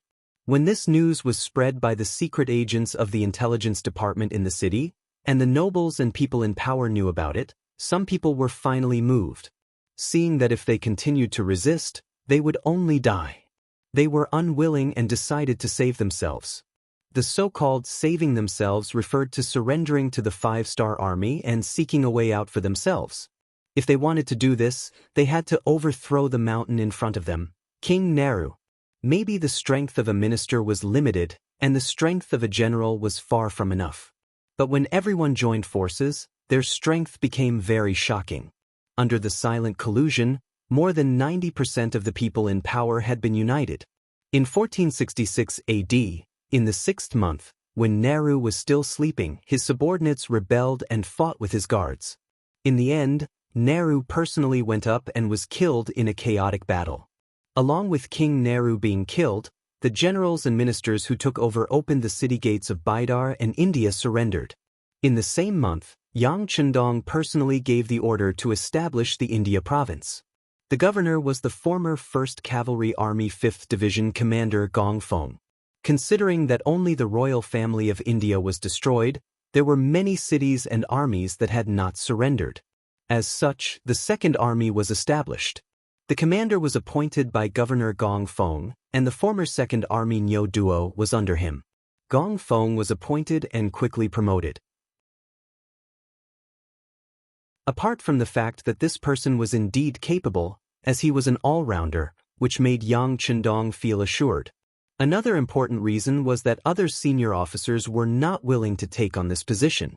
For example, Tian Hu, the commander of the 1st Cavalry Army, was used to fighting and killing, especially the feeling of fighting with Yang Chendong. Letting him become the commander of the army seemed to be a promotion, but because of this, he was fixed in one place. This was something he was unwilling to do. There was also Wu Xing, the commander of the 3rd Army, who also had this qualification. But a few years ago, he was thrown in Eastern Europe for 10 years. Those days were really hard. Facts also proved that he was a tiger general, not a good minister who ruled the country. There was no need to consider it. Finally, a new commander of the 3rd Army, like Su He, had enough experience and was brave enough to fight in the war. These years of military merit had already allowed him to join the Han nationality and become one of their own. But he was just a martial artist. He did not know many big words. Counting on him to revitalize and build a place, then forget it. In the end, it was Gong Feng's turn. Although this person did not even have the experience of being a commander, he was now directly appointed as the commander of the army. The promotion was a bit too fast. But don't forget, he was Yang Chendong's student. Whether it was loyalty or ability, he was a top-notch person. Since he had such an advantage, no one could say anything if he was promoted faster. Therefore, this heavy responsibility fell on Gong Feng's head. After receiving the appointment, he knelt in front of Yang Chendong with tears in his eyes. While thanking Yang Chendong for his kindness, he also said that he would do his best to pacify the whole of India, and then seize the time to build and strive for self-sufficiency as soon as possible. He would do his part to strengthen Yang Chendong. At the end of June 1466 AD, King Wunan of Daimyong Yang Chendong led the main army out of India and went straight to the city of Lahore in the north.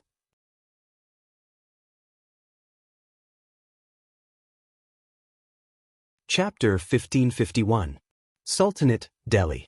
When the news of the Indian King Nehru's men being killed and the five-star army occupying the heavily defended city of Bidar without sacrificing a single soldier reached Delhi, King Lodi was truly terrified. The way he saw it, even if the Indian army was no match for the five-star division, they would at least be able to hold on for a few years. That way, he would have sufficient time to make preparations.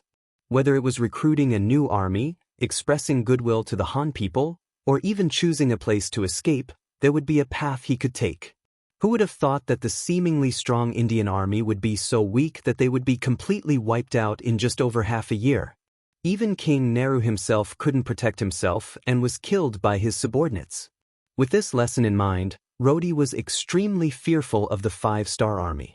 He was even more afraid that he would be betrayed by his subordinates and be beheaded when the enemy soldiers arrived at the city gates. After careful consideration, he handed over the letter of surrender before the five-star army could attack him. He was willing to hand over the entire Delhi Sultanate to King Wunan of Daimyong. He only asked for a place to spend his remaining years in peace and for the other party to spare his army and people. By the time Yang Chendong arrived at Lahore after spending nearly 2 months, the Sultan's letter of surrender had also arrived. Yang Chendong, of course, accepted it with a smile. He then led his army straight into the Sultanate and entered the capital of Delhi. Outside the city gates of Delhi, Lodi changed out of his royal robes and wore the plain clothes of a commoner. He knelt in front of the city gates and handed over the king's seal and the tiger-moving seal to Yang Chendong in front of all the officials and commoners. He stayed in Delhi for 5 days and comforted Lodi. He also said that he would send him to Chichen City, where the weather was pleasant and the living facilities were good. It was the best place to spend his remaining years in peace. After that, he met with some of the officials in the country and won over many of their hearts. In the 9th month of 1466, he led the main force of the army out of Delhi, passed through Kannauj, Jabuna River, and arrived at the border city of Benares. His army then arrived at the border city of Sadpur in the Barangri kingdom. At this time, the nobles of Bengal were also panicking. India was destroyed and the Delhi Sultanate surrendered. The situation had changed so quickly that it was beyond their expectations. If it was half a year ago, who would have thought that the five-star army would be so powerful that even the barriers behind them, India and the Delhi Sultanate, which they thought were the safest, had been taken down one by one? Now, Bangla, who was originally at the rear, had become the front line. They had to face the five-star army head-on. Did they have the ability to do so? Before the main force of the five-star army could do anything to Sadpur city, 2 different voices were heard in Dhaka city. One wanted to surrender, while the other wanted to fight. Most of them were descending. It was clear that Bangla, with a population of less than 3 million and an area much smaller than India, was truly afraid. They might be able to take advantage of the fact that the five-star army was not paying attention to them to take advantage of them. However, when the five-star army treated them like a piece of cake and wanted to deal with them, their fear would appear in their bones.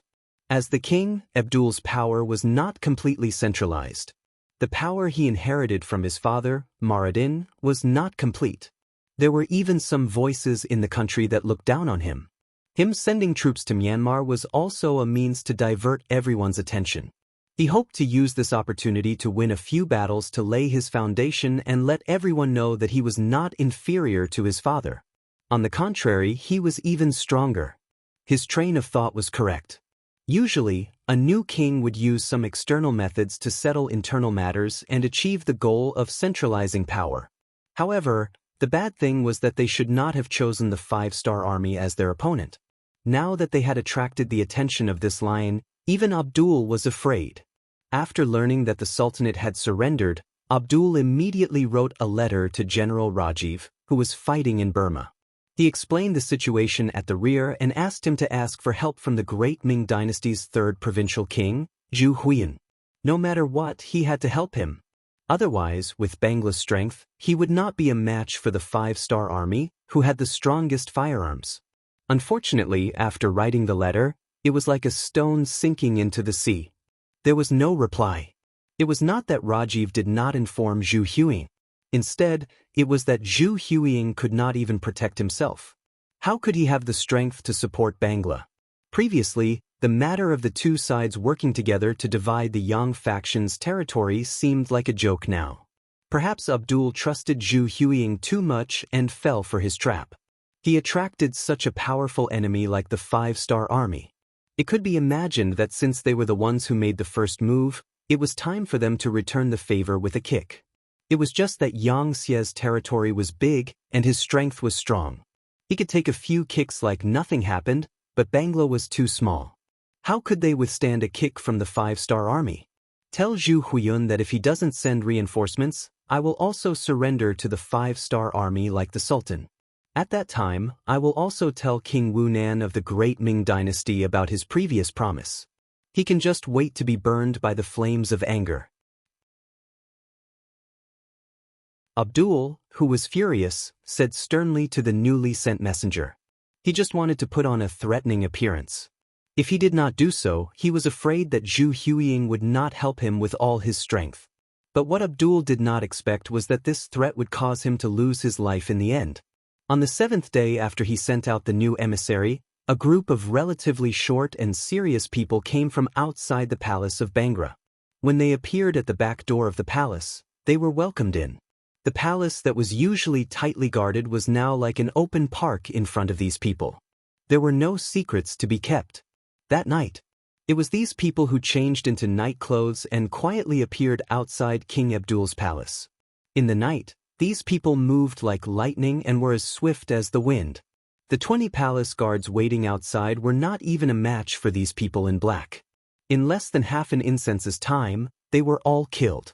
When the leader of the black-clothed people appeared beside the king's bed, Abdul seemed to have sensed something and slowly opened his eyes. "Who are you? Who are you?" When he opened his eyes, he saw a black figure standing in front of him. Out of instinct, Abdul could not help but exclaim. But after that, he felt a chill on his neck. It was as if something was flowing out of his body. Then all the strength in his body began to be sucked away, bit by bit. Abdul was dead. He died on his bed, along with the queen, her personal maids, and dozens of guards. The king died from an assassination. It was only in the middle of the night when another shift of guards came to take over the shift. Once this was out, the already anxious people of Dhaka city became even more chaotic. In the middle of the night, the entire palace was brightly lit. Many people were shouting to catch the assassins. But obviously, they did not even know the exact time of the king's death. How could they catch the assassins? And in less than an hour, a group of black figures left the palace. When they left, the leader of the black-clothed people stopped in his tracks. His eyes revealed a cruel and smug smile. Under the moonlight, one could see a pair of small triangular eyes. If Yang Chendong was here, he would definitely recognize him. He was one of the special ninjas of the Japanese Empire who was on his death list. Satpur City. When Yang Chendong led the 5-star army to the city, the general guarding the city sent out a messenger. The general idea was that the king intended to surrender, but what should he do? He still needed to discuss with the ministers, so he needed some time. He hoped that the 5-star army could wait for a few days. Facing the messenger, Yang Chendong did not feel anything wrong. India was destroyed just like that. The king of India died because of it. Then, the king of Delhi Sultanate surrendered. Now it was Bangla's turn. It was reasonable for them to choose to surrender. Yang Chendong could understand the situation. He told the messenger that he could wait for a few days. He didn't even threaten the other party to not play any tricks. Facing the 5-star army, who had absolute strength, delaying the battle for a few days wouldn't have any effect. So he wasn't worried that the other party would play such tricks. It should be that Abdul really needed time to discuss with the ministers. After all, the surrender of a country was not a small matter for a country. While waiting, 7 days passed. Satpur city's defense became even tighter. There were also many soldiers on the city tower. Although they knew that their arrows couldn't hit the 5-star army's camp 5 miles away from the city, the soldiers still drew their bows and put on an attitude of, "If you dare to come, I dare to shoot." The situation suddenly became tense. This naturally didn't escape the eyes of the scouts. When the situation was reported back to Yang Chendong, he was also confused. He couldn't understand why Bangla's soldiers suddenly became tough. Could it be that they have something to rely on? This doubt was quickly solved. Just like the intelligence personnel in India, the intelligence personnel in the small country of Bangla also didn't enjoy the treatment of having a radio station. So they used people to transmit the news, which made the news less effective. But in the end, the result was still in front of Yang Chendong. Abdul was assassinated. The king of a country was assassinated. It was no wonder that the soldiers of Bangla were so nervous. Who did it? After seeing this news, Yang Chendong's always confident eyes flashed with ruthlessness.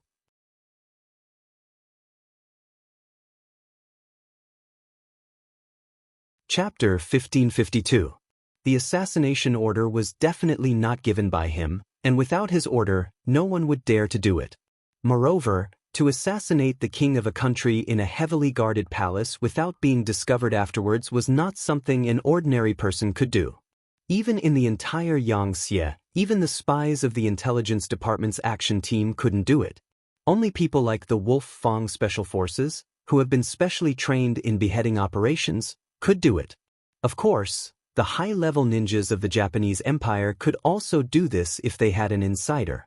In Yang Chendong's eyes, without his order, these two armies wouldn't dare to act without orders. Then who could be the murderer? What good would killing King Abdul do to the person who did it? Yang Chendong, who was puzzled, was really puzzled. This sudden incident was not as simple as the killing of a king. At least, it showed that there was a dark hand behind the scenes that he couldn't see or didn't know about. Since they had the ability to kill King Abdul, then could they also pose a threat to his safety? Of course, Yang Chendong was now at the level of a grandmaster, and he had Okura's protection. Unless someone could kill him in an instant, there would be no chance. But this didn't mean that his family would be safe. Beta Persei immediately sent a report to Yang Wu and asked him to increase the security level of the Resin City Palace. Although he didn't think of the reason, it was necessary to take precautions. Understood. Beta Persei also thought of something, and his expression changed drastically. Then he turned and went to the telegraph office. Yang Chendong was left alone in the tent, and he was silent for a long time. With Okura's help, there was really no one in the world that could make him feel afraid. If there was one, it would be the people in the dark. Because such a person, you don't know who they are, what kind of means they will use, and what kind of method they will appear in front of you. If he made a mistake and fell into the other party's trap, he would have to pay a heavy price. This was especially true for his family and children in the palace. If any of them were hurt, Yang Chendong would not be able to accept it psychologically. In his previous life, he was an orphan. Other than the military and he had no other relatives. But in this life, he had these family members, so as a man, he had to protect them well.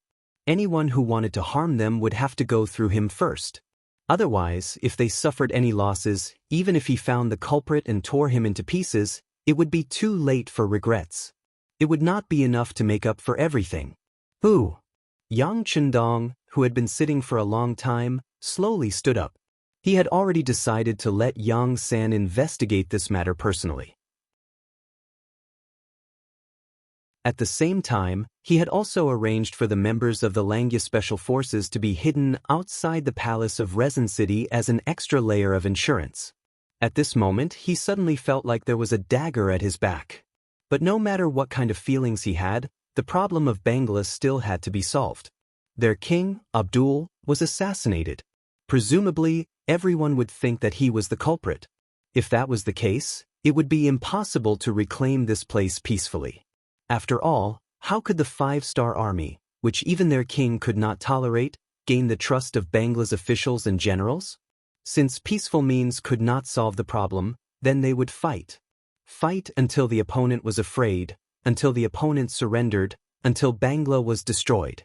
They were the ones who attacked Yangtze's Myanmar province first. Now, it was time for them to pay the price. If they were not convinced, then they would fight until they were convinced. If they did not surrender, then they would fight until they surrendered.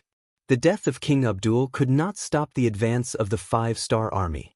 Early the next morning, the 2nd and 4th Divisions of the Cold Front Division were fully armed and arrived at the outskirts of Sadpur city. When they were 3 miles away, the cannons roared and shells whizzed through the air towards the 5 city towers. After a round of cannon fire, the city walls collapsed. Using this opportunity, the 1st Cavalry Army and the new army's elite cavalry attacked from the left and right respectively. Sadpur city fell. This battle seemed to be very easy, but that was only because of the advantage of the firearms. In fact, it was not that there was no resistance at all. For example, when the 2 cavalry armies charged into the city, they encountered a lot of resistance. Especially after entering the city, there would be people shooting arrows from the dark corners from time to time. Because of this, both cavalry armies suffered casualties, especially the new army. Just after entering the city, the number of soldiers killed and injured exceeded 2,000. For the new army, this was already a defeat.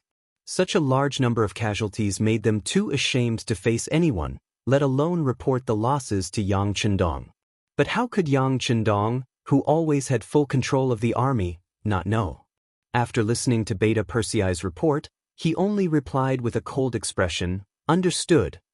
Although it seemed like there was nothing else to say, in the following siege battle, the artillery fire of the Cold Front Division became even fiercer. Not only that, the Air Force was also used. Fire burned the various cities belonging to Bangra.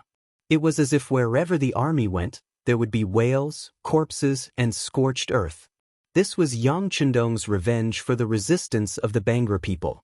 Weren't you willing to shoot arrows from the back? Fine, I won't even give you the chance to do so. When are you going to blow up the city and burn it again? Only when you have no place to hide will we enter the city. Not only that, along the way, the Bangra generals who resisted the 5-star army were all skinned alive and wrapped in grass. No matter if it was a dead general or a living general, it was the same. In this battle, the 5-star army had shown their cruel side, completely changing the image of the Han people in the eyes of others. They were magnanimous and kind. Yang Chendong never showed mercy to his enemies. Yang Chendong always said to everyone that if one repaid evil with good, how would one repay good? If you are not kind, I will not be righteous. If you can do it on the 1st day, I will do it on the 15th day. In the end, let's see who is afraid. The kindness of the Han people had always been given to those who had the intention to correct their mistakes and were kind-hearted. As for those kind and black-hearted jackals, forget it. Against them, Yang Chendong had plenty of hunting rifles in his hands. Regarding Yang Chendong's decision, none of the generals in the army objected. Firstly, they were used to seeing life and death, and knew that being kind to the enemy was being cruel to oneself. They knew that if the enemy was not eliminated, it would be harmful to oneself. Secondly, this time, it was Bangra who attacked Myanmar first, so it was time to teach them a lesson. It was like when someone punched you, but because of the limited strength, the punch did not kill you. Now that it was your turn, of course, you had to use as much strength as you could. Thirdly, which was also the most important point, everyone trusted Yang Chendong. Over the years, his position and authority in the army was unchallenged. His words were like the truth, and everyone was used to obeying. With the above 3 points, Yang Chendong's orders were naturally carried out with all their might. However, just because the army did not have any objections, it did not mean that the civil officials did not have any opinions. For some reason, this matter spread to Chichen City, as well as some other provinces under Yang Xie's control. It attracted the opposition of some officials and a few scholars. In their view, the Han people were the masters of the world. Since that was the case, they should have a tolerant attitude towards their friends. Especially those who had not been enlightened, they should be more reasonable. Once they knew the etiquette, they would not go against the Han army. What's more, this time, it was April who was assassinated first. As his subjects, it was normal for them to retaliate. These rumors were also gathered by the intelligence department and reported to Yang Chendong. This made Beta Persei, who was on the side, curse on the spot. These scholars, to think that they keep talking about those who know the truth and the sage's principles. Don't they even know right from wrong? That bullshit King Abu was not killed by us at all. He was about to surrender. How could we kill him? It was obvious that someone was trying to frame him. How can these people be the accomplices of a villain? Yang Chendong agreed with Beta Persei's words. It was impossible to say that he was not angry. He was fighting and killing on the front lines, risking his life at all times to bring glory to the Han people and let them live a good life. Now, they had taken advantage of him and were still acting obedient. What magnanimity, they really did not know fear. With anger in his heart, he curiously looked at the list of names from the intelligence department. He wanted to see who was on it and who he was familiar with. Not to mention the list, he really saw a few familiar faces. For example, the Deputy Minister of the Ministry of Ethnic Affairs, Dong Chuanfu, and the Deputy Director of the Ministry of Grain, Yan Lianshui. These two people, because their positions were not low and their positions were very important, their names left some impression in Yang Chendong's heart. As for the others, he didn't care. They were just some unknown names that couldn't arouse his interest in the slightest. The list also recorded some of their opinions. The most important thing was that they were the Celestial Empire and were a country of etiquette, so they should help some small countries. How could the army do such a cruel thing? Yang Chendong only laughed coldly at this. In his eyes, these people were not real scholars. From Yang Chendong's point of view, a true scholar was not only a scholar who could write essays and recite poems, but also a person whose essays were creative and thoughtful. Moreover, they were also people who had humanistic feelings and social sciences. Moreover, real scholars were people who were the most serious, full of a sense of justice, and who cherished their own reputation the most. Jumping out like a group of jumping clowns, belittling others to elevate themselves, pretending to be virtuous, fishing for compliments, and looking down on others, such people could not be called scholars. They could only be called a group of arrogant and shameless pseudo-scholars.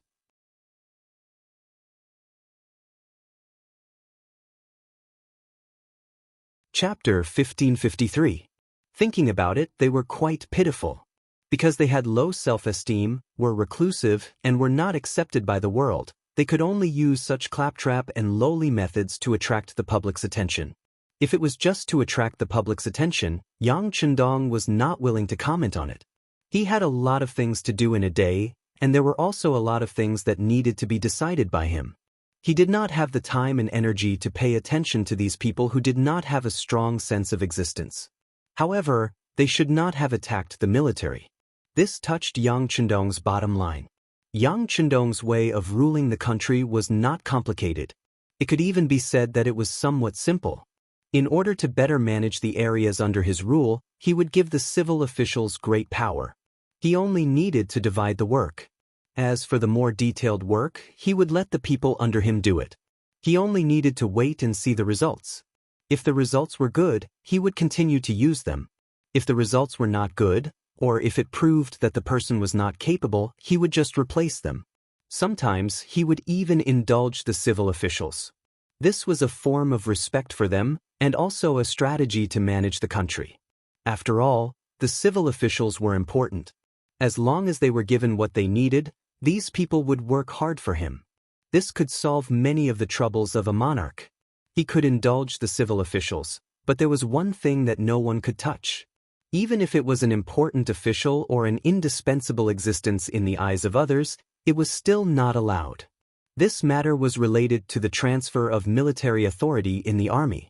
Looking at the history of the dynasties, the reason why the founding monarchs were always at the same level was because they enjoyed the supreme ability to transfer military power. In the later years of the dynasty, due to various needs of balance, the monarchs had to give up military power and began to play all kinds of tricks with the civil officials. By doing so, it seemed that they could hold great power and know everything about the country. However, if they neglected the importance of military power, the final result was that the civil officials could control the military. Once they met a strong opponent, they would not even have the power to fight back. Moreover, a monarch who did not hold military power could not gain the respect of his subjects. After all, if he did not have any means to intimidate them, why should they be afraid of him? Yang Chendong, who understood this principle and saw through its essence, firmly grasped the military power in his hands. In this way, he had the power to change the situation at any time, hanging a sword of Damocles over the heads of the civil officials. As such, they had no choice but to obey. Not only did Yang Chendong do this, but his descendants also had to do this in the future. In this way, they would not have to worry about the collapse of the country. Even if something irreversible happened, at least they would have the ability to protect themselves. With such understanding and deep thinking, how could Yang Chendong change his decision just because of the clamor of some scholars? Since the policy had been set, it would not be easily changed. Not only that, Yang Chendong did not intend to let go of those scholars who were clamoring and picking on him. Not to mention that he was a person who would not rub sand in his eyes, but he was still able to distinguish between right and wrong. What? You're eating my salary and living in the house that I built. How dare you come back and criticize me? With Yang Chendong's authority and influence in Xianxia, they were already so presumptuous. It could be imagined that if his descendants were in this position, they would be even more rampant, right? If it was a more cowardly heir, wouldn't he be eaten by these so-called scholars?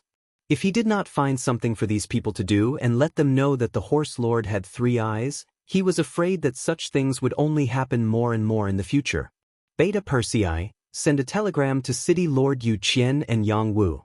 Pick out the people on the list and let them form a temporary diplomatic group. Allow them to go to the camp of the king of the 3 provinces, Zhu Huiyun. Also, tell them that I can do as they say without using a sword or a spear. Then, I need them to influence the king of the 3 provinces, and let them urge and force Zhu Huiyun to surrender unconditionally immediately. Otherwise, no one can guarantee what the consequences will be. Beta Persei took notes with a pen at the side, but as he wrote, he laughed out loud. This was clearly a means for the young master to deal with these scholars. It was simply impossible to make the other party surrender unconditionally. The king of the 3 provinces, Zhu Huiyun, who had hundreds of thousands of soldiers, was not the kind of person who would wait for death. If he was, he would not have harmed his eldest brother and 3rd brother to seize power. However, in Beta Persei's view, this was a good thing. Who asked those scholars to criticize the army when they had nothing better to do? Did they really think that they were in the Ming dynasty? Did they really think that they were those imperial censors who could make a rumor about anything, and even if there was an accident, they would not be blamed for it? Now, I'm asking you to negotiate with Zhu Huiyun, the person who killed his brother. If you have anything to say, you can say it to him. But remember to be careful. Don't provoke the other party and end up angering him. If that happens, even the gods won't be able to save you. When Beta Persei was trying hard to hold back his laughter, Yang Chendong spoke again. Send a telegram to Deputy City Lord Luan Shaochen. Tell him to keep an eye on this matter. If anyone on this list dares to not go, they will be stripped of their official position and will never be employed again. Their descendants will also not be able to be officials for 3 generations. Yang Chendong was worried that these people would play tricks when they saw the real move, so he came up with such a punishment system. Don't underestimate these so-called scholars who boasted of being virtuous and virtuous. Pick out one of them and put them in the future, they would all be at the level of emperors. Especially when it came to pretending to be dead, they were all top-notch experts. If they didn't set some bottom lines, they would really come up with all kinds of tricks. The telegram flew straight to Crimson City and soon appeared on the desk of the City Lord of Crimson City, Yu Qian. Not only that, but Deputy City Lord Luan Shaochen and Yang Wu of the Yang family also received the same telegram. The telegram was made public and had no intention of keeping it a secret. In just half a day, the news had spread everywhere. Dong Chuanfu, who was named in the telegram, had a gloomy expression on his face. In his office, Yan Lianshui, the deputy director of the grain department, was crying and complaining with tears and snot running down his face. Elder Dong, they clearly don't see eye to eye with us. They think we're talking too much and want to make an example out of us.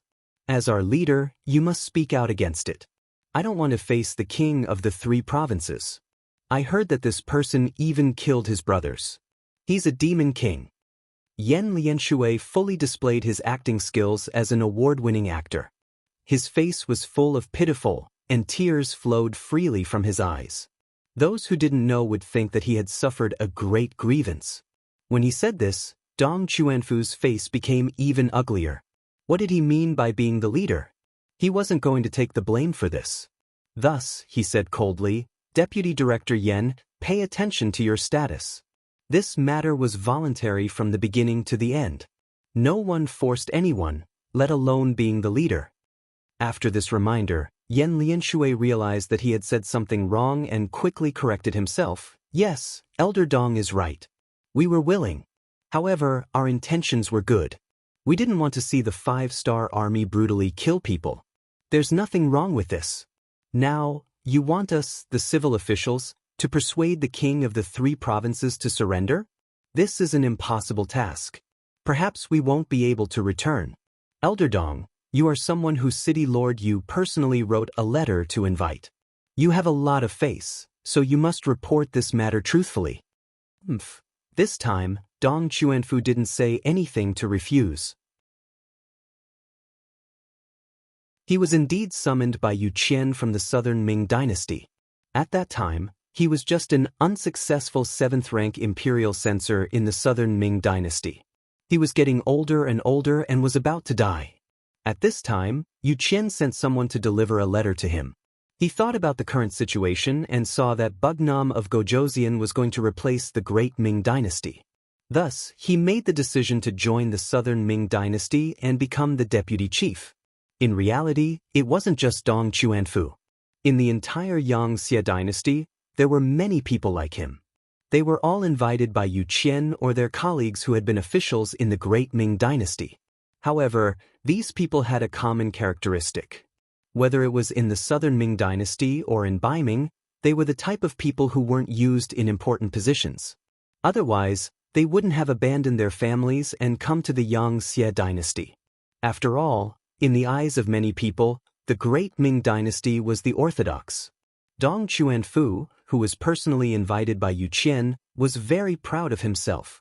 Relying on this, even the head of the Ministry of Ethnic Affairs, his immediate superior, was rarely in his eyes.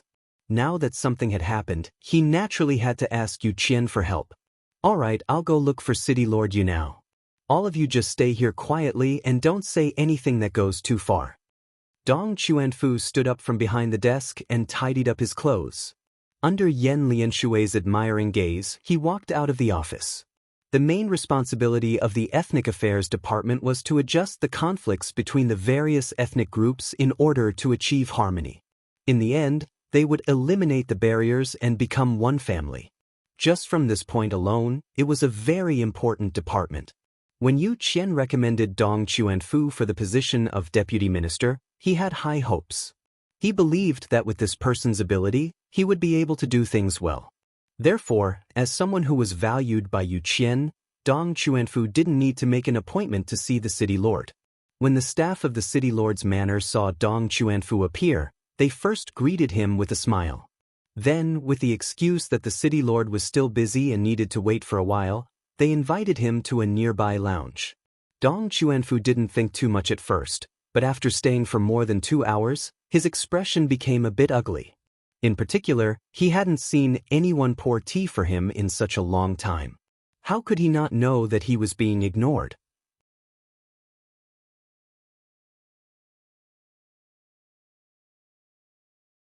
Chapter 1554. Thinking about it, he was just called by Yang Chendong. Although on the surface it was said that he was entrusted with an important task, anyone with a clear mind could see that there was clearly a problem. At this time, who wouldn't stay away from him? How could anyone take the initiative to approach him? This was the official scene. When he was proud, he was surrounded by flowers. When he was frustrated, he was surrounded by holes. Sigh. After a sigh, Dong Chuanfu knew that his situation was a bit dangerous, but the more it was like this, the more he had to find Yu Qian and argue with him. Otherwise, he would really be finished. He got up, strode out of the lounge, and went straight to the floor of the city lord mansion. During this period, although there were staff members stopping him, he really ignored them until he pushed the door upstairs. He didn't even knock on the door, which was enough to show the anger in Dong Chuanfu's heart now. When he pushed the door in, he saw Yu Qian wearing a pair of reading glasses and looking down at something. When the two looked at each other, Yu Qian showed a puzzled look. "Yinghai, why are you here?" Yinghai was Dong Chuanfu's name. Usually, only familiar people would call him like this. When Dong Chuanfu saw Yu Qian's stunned expression, he knew that the people below must not have reported his arrival. Thinking that it was not that Yu Qian didn't want to see him, the anger in his heart also subsided a lot. However, the staff behind him, seeing Dong Chuanfu break into the city lord's office without any etiquette, couldn't help but show a helpless look on his face. He seemed to want to explain something to Yu Qian. These staff members of the city lord mansion had long been convinced by Yu Qian's feelings and work attitude for the country. This time, they also knew that Dong Chuanfu came to ask for help. In order to reduce some pressure on Yu Qian, they acted on their own initiative and didn't want to arrange a meeting. Who was Yu Qian? His brain was very flexible. No one said anything, just the situation in front of him. He guessed most of it. He also knew that the staff members were doing this for his own good, but since he was here, he couldn't just kick him out. He had to see him anyway, so he waved his hand and said to the staff members, "You can leave, I will have a good chat with Yinghai." The staff had no choice but to withdraw, but there were still some discerning people who went to the office of the deputy city lord, Luan Shaochen, on the lower floor. After the office door was closed, Yu Qian stood up and personally poured a cup of tea for Dong Chuanfu. Then he sat down on the sofa in the reception area. "Yinghai, you already know?" In public. Dong Chuanfu raised his head and wanted to say something. However, Yu Qian waved his hand and said, "Yinghai, you were too reckless this time. You don't know what happened at all. You just listened and believed some things that you shouldn't have said. Now that the king is angry, the consequences are very serious." Since Yu Qian had spoken such serious words, Dong Chuanfu's face immediately fell. He just wanted to make his presence known and increase his fame and influence. One had to know that he had often used this method in the Great Ming and Southern Ming dynasty. Usually, you would only be promoted if you had enough influence. Then, you would have a smooth career path. However, he never expected that the same method would lead to such a disaster in Xianxia. It would be a lie to say that Dong Chuanfu didn't regret it. Therefore, he opened his mouth and said, "In public, I know my mistake. Please save me." Yu Qian, who had always taken good care of his colleagues, shook his head helplessly. This time, when such a thing happened, Yang Chendong didn't send a telegram to the city lord's residence to deal with it. Instead, he directly explained the way to deal with it. Moreover, he also informed Yang Wu and Luan Shaochen. This made it impossible for him, the city lord, to say anything. Who was Yang Wu? He was one of the 5 generals of the Yang family. The entire Bugnam of Gojoseon Palace's security was in his hands. It wasn't an exaggeration to say that when Yang Chendong wasn't in Chichen City, all the people who were loyal to Yang Xie had to listen to him. Sometimes, his words were even more effective than the city lord's residence. Who was Luan Shaochen? He wasn't just Yang Chendong's brother-in-law. He was also a 2-time provincial governor and had more than 10 years of experience in governing a place. His ability wasn't inferior to Yu Qian's. If it wasn't for the fact that he was still young and didn't have enough experience, he might even be able to replace Yu Qian's position as the city lord. Even so, Luan Shaochen was seen as the most popular candidate to succeed Yu Qian. Once Yu Qian was old and had to retire, it would be time for this person to take over. It was to the point that some of the young staff in the city lord's residence looked to him as their leader. With the help of these 2 people, Yu Qian didn't have much room to maneuver. In addition, he was also leaning towards Yang Chendong's decision. What happened at the front, most people at the back only had a rough idea. However, for someone with a high position like him, he naturally knew a lot more details. Someone killed King Abdul of Bangla and framed the 5-star army for it. In the following battle, the entire country retaliated, which caused Yang Chendong to be angry. He also didn't want his soldiers to be hurt by hidden arrows, which was why he carried out such a cruel massacre. In the end, this was a military strategy. Everyone wanted to obtain the most benefits with the least losses. It wasn't clear who was right or wrong.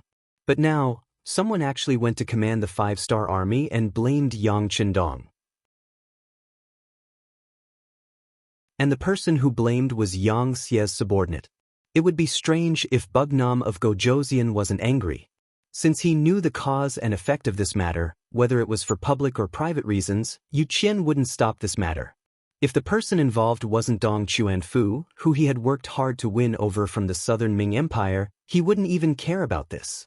Even if he did care, with Yu Qian's personality, he would just tell the truth and do the work of the other party. As for personal reasons, he didn't even want to think about it. Yu Qian wasn't that kind of person.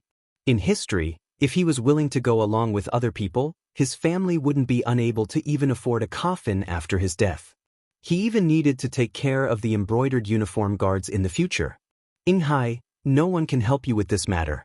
You have to think of a way to save yourself and complete the mission the king gave you. Yu Qian thought about it and felt that this was the only way. When he heard that he had to complete the mission and meet the king of the 3 provinces, Zhu Huitong, he was afraid that it would be disastrous. Immediately, Dong Chuanfu said with a sad face, "In public, this is a 90% chance of death." Even if it's a 90% chance of death, so what? You still have to go. Yu Qian's face suddenly became serious as he spoke with a firm voice. In history, this person didn't take personal life and death seriously. When the Great Ming's wooden fortress was defeated and Yes Hen of Wala led his troops, everyone was in a panic. Some people even thought about moving the capital to Nanjing. Only he stood up without hesitation. In the end, he was the one who turned the tide. How could such a person be afraid of death?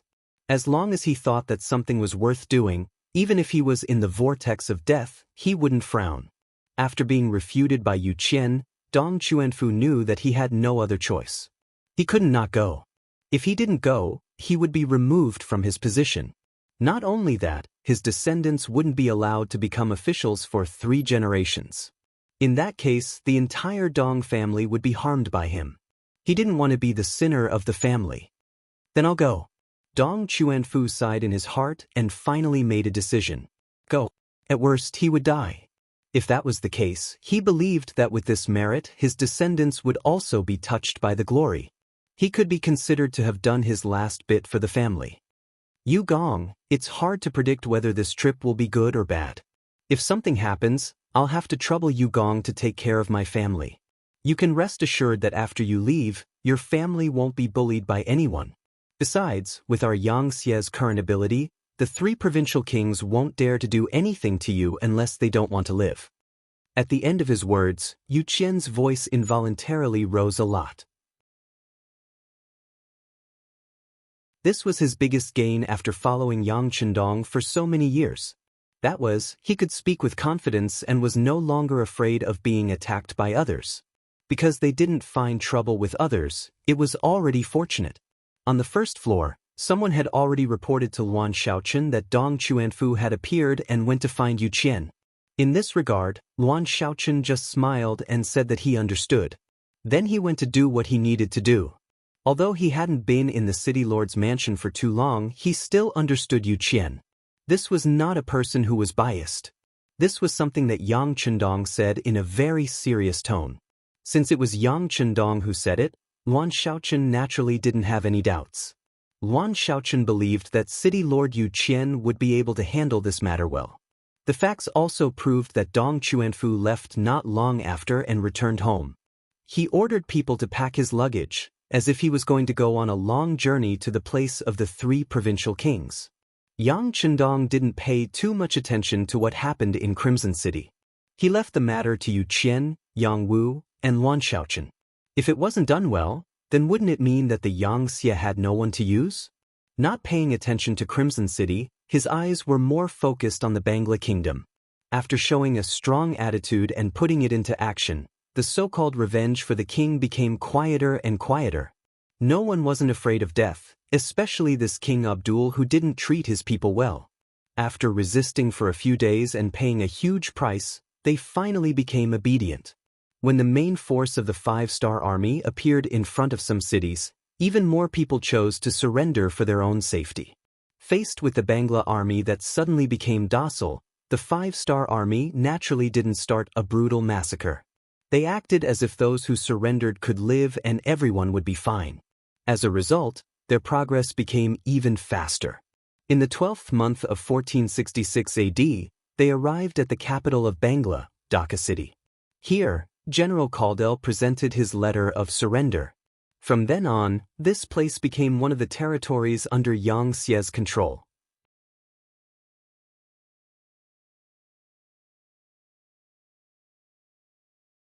Chapter 1555.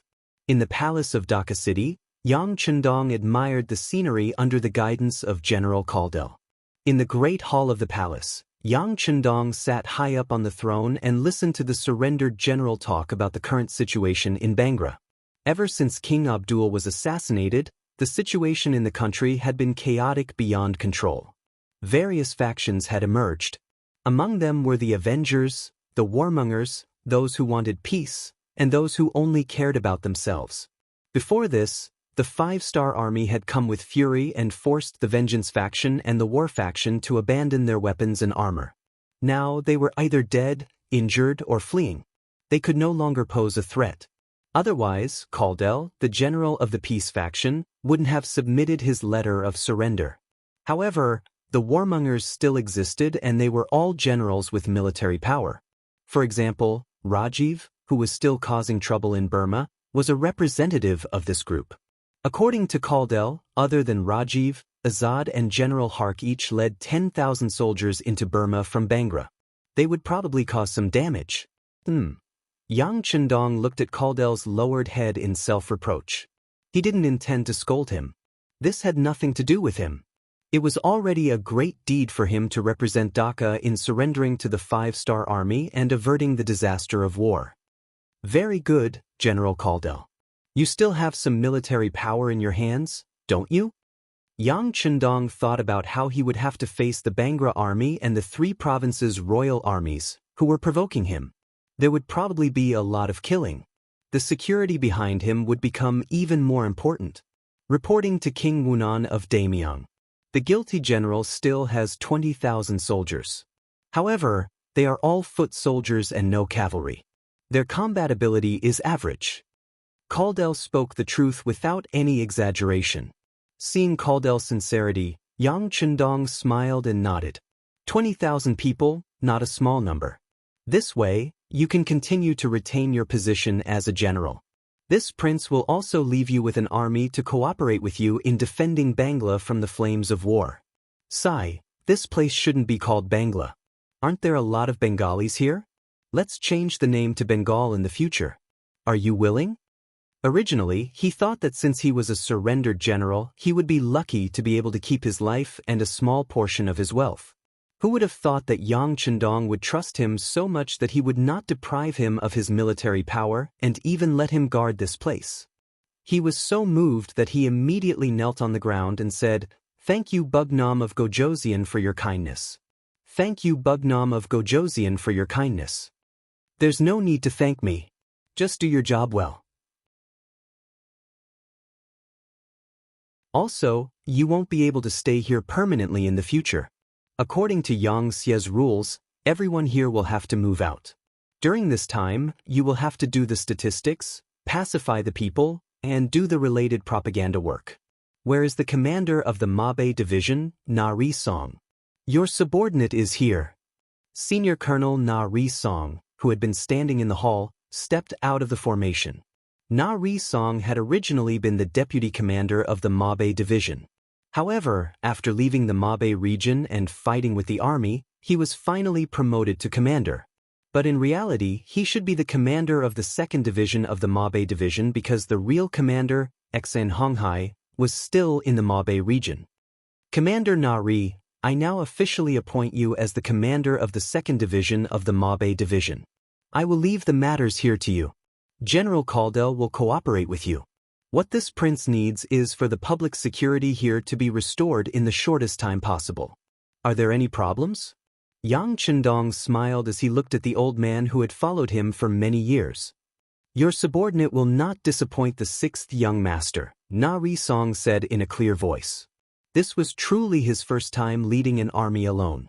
Before, he had been following the main forces of the five-star army. Even though he had military merits, it was not as satisfying as leading an army by himself.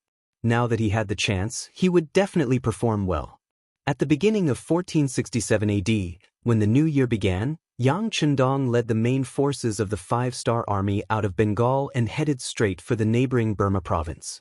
At this time in Burma, the so-called invading Gera army had already retreated from the territory of the three provincial kings of the southern Ming when they heard that the main forces were coming.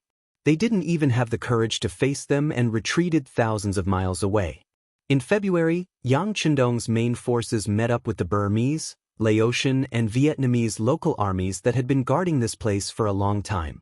Yang Chendong saw Bu Hai, the commander of the 7th Division of the Lung Fong Division. Although the other side only had 2,000 people, the 2,000 Lung Fong Firearms Division soldiers had become the main force. If it wasn't for their existence, the Burmese provincial capital would be in even more danger. Yang Chendong praised these people for their tit-for-tat with the Gera army. He said in public that no matter who it was, if they dared to have ideas about Xianxia, then they would fight back. Not only that, they would also occupy their homeland. At the same time, he announced that the former Gera, now Bangladesh, had become another province of Xianxia. The generals were naturally encouraged by Yang Chendong's fearless personality. With the arrival of Yang Chendong's main forces, the Burma War also came to an end. However, the overall war was not over. On the contrary, it was just another beginning. For example, the escaped Gera generals, Rajiv, Azad, and Hak had already escaped to the territory of the three provincial kings. These people were going to be punished. There was also the matter of the three provincial king, Zhu Huixin, who had previously sent soldiers to Yunnan province. It was time for an explanation. Several years ago, Yang Chendong had entered the Far East through the first city. Then he had killed his way into Eastern Europe, Central Asia, and now he had returned to Southeast Asia.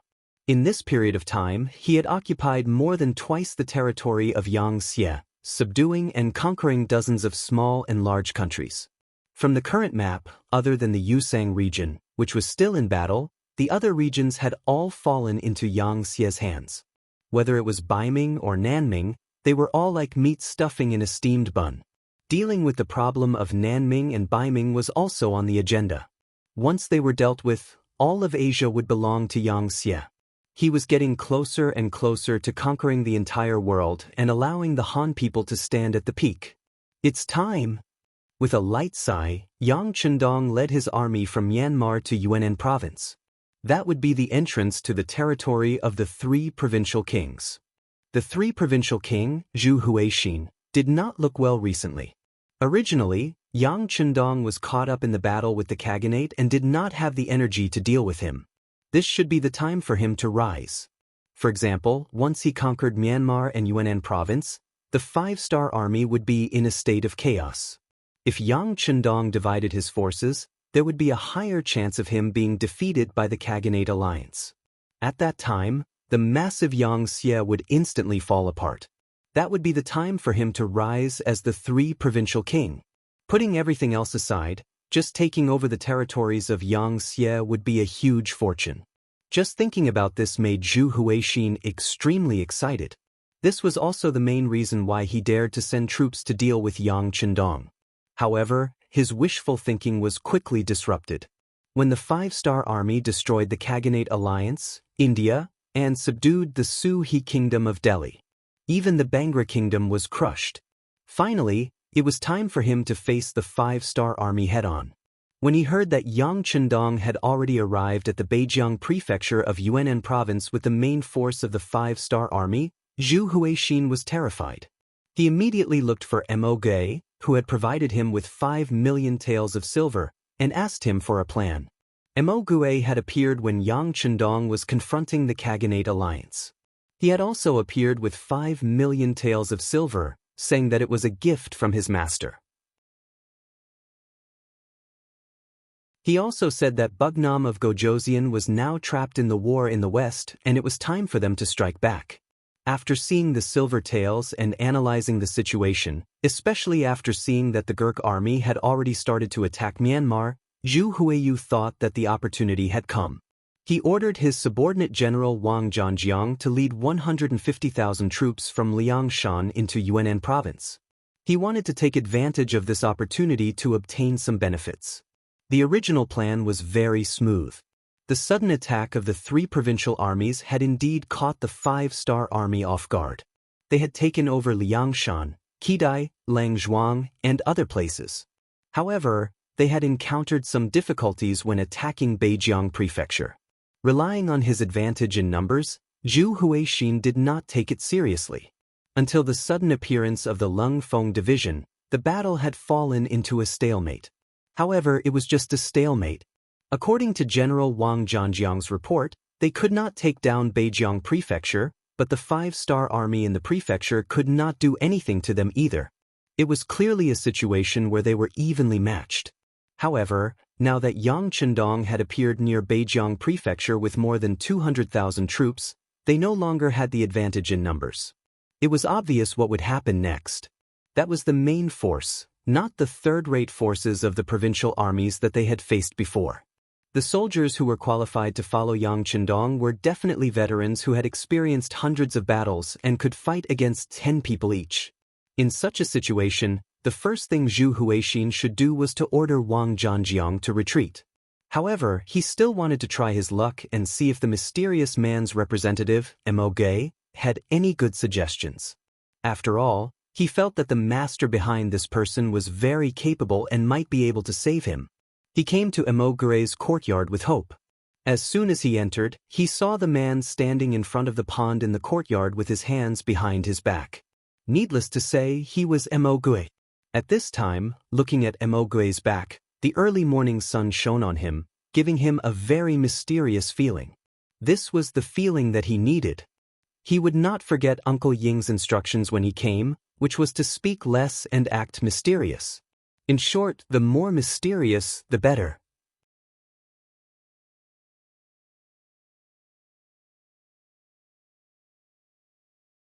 Chapter 1556. In order to achieve this goal, Mo Gui had indeed spoken very little ever since he came to the territory of the three provincial kings. In order to keep a low profile, he would reveal some crucial information from time to time. Moreover, they were all extremely confidential information about Xianxia, some of which couldn't be bought with money. Hence, he was extremely mysterious. Mr. Mo, as soon as he saw Mo Gui's figure, Zhu Huihua somehow felt a lot more confident, and he also became much more confident when he spoke. Yes, Your Highness. Upon hearing the voice, Mo Gui turned around. He was a very ordinary-looking young man who would be forgotten very quickly if he was thrown onto the streets. Seeing that Mo Gui was bowing, Zhu Huihua hurriedly stepped forward and made a gesture of greeting. Mr. Mo, please don't stand on ceremony. Actually, I have something to ask you this time. Oh, Your Highness, you mean that Bugnam of Gojoseon has led the main army to Beijiang Prefecture, right? As usual, Mo Gui said as if he had already guessed the outcome as soon as Zhu Huihua spoke.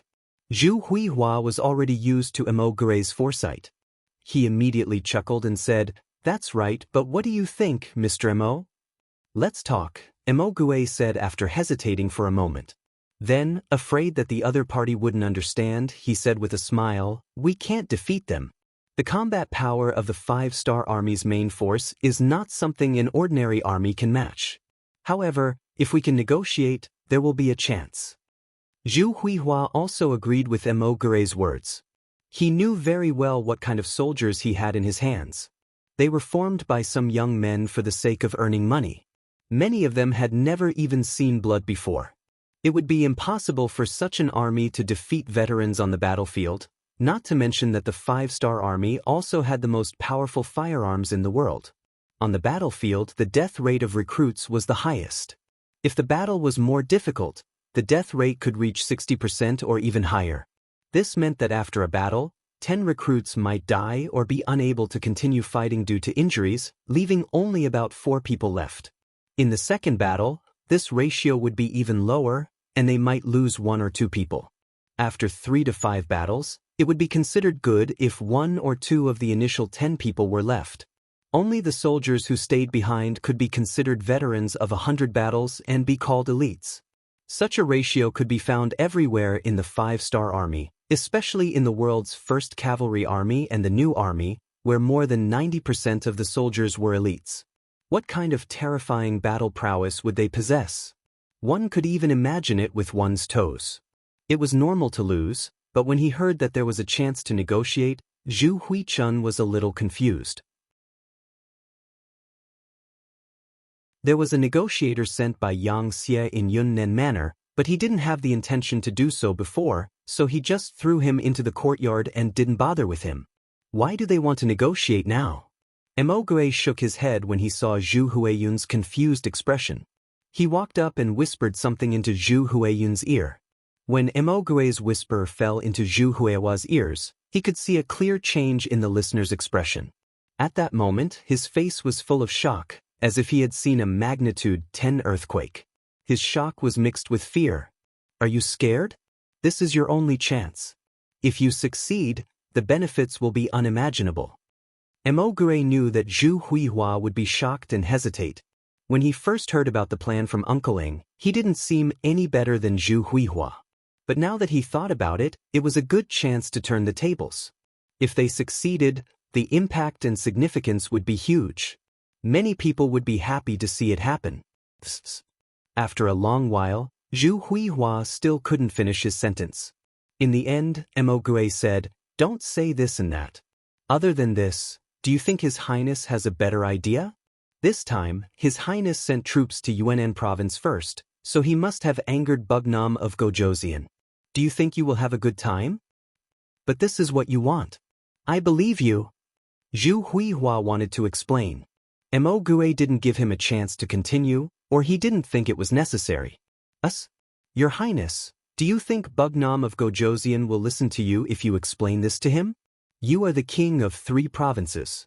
If you don't want to do something, no one can force you to do it, right? In the face of such a rhetorical question, Zhu Huili was speechless. Yes, he was the one who gave the order to send troops to Yunnan province. That was an undeniable fact. Based on that fact alone, he wouldn't have a good ending. Sigh. After a long sigh, Zhu Huichun asked, "But I don't know how many chances there will be if we do this." Hearing Zhu Huihua's question, Emogure finally smiled. It was enough to prove that he had thought it through and was thinking about how to execute it. Emogure said confidently, 100%. As long as we follow the plan, he will die. Hearing such confidence, Zhu Huidu finally gritted his teeth and said, "Since that's the case, let's take a gamble. However, if anything goes wrong, I hope that Mr. Emo will lend a hand." No problem. Seeing that Zhu Huichun had agreed, Emogue's face revealed a relieved expression. Perhaps his mission was about to be completed. In a small courtyard in a straight alley of Yunnan East Main Street, 18 men in Chinese tunic suits were sighing as they sat in the courtyard. They all had the same expression, full of worry and worry. They were none other than the group of civil officials who had previously questioned the 5-star army's massacre in the Delhi Sultanate. When Yang Chendong heard about this, they became ambassadors and were responsible for negotiating with the kings of the 3 provinces. They also changed into Yang Xie's formal attire, Chinese tunic suits. The leader of the group was Dong Chuanfu, the vice minister of the Ministry of Ethnic Affairs. With his rank, he could be considered a senior official. He could sit in a bright and spacious office in Rezin City and give out orders. There would naturally be people working for him. Then he could drink hot tea, take a hot bath that was prepared 24 hours a day, and talk about life. He could enjoy a decent salary and live a happy life with his family. He didn't have to care about the fights outside. But because he didn't keep his mouth shut, he ended up like this. They came to Yunnan Manor. Apart from the pleasant weather, it couldn't compare to Rezin City in any way. When they first came here, they were disgusted by the fact that they had to go to the toilet.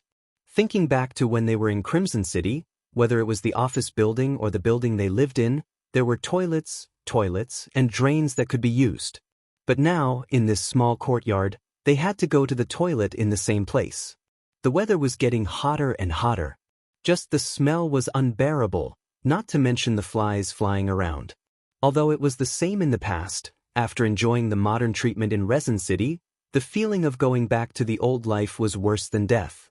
However, they had no choice because it was Yang Chendong's orders in the first place. Besides, he even named them. Hence, none of them could escape. Even though he knew that it would be difficult to complete the task, he still had to come. He was no longer doing it for himself, but for the sake of his entire family. Along the way, they first arrived in Yunnan province, after which they headed north. During this period they set off from Beijiang Prefecture, which allowed them to see the true appearance of the battlefield.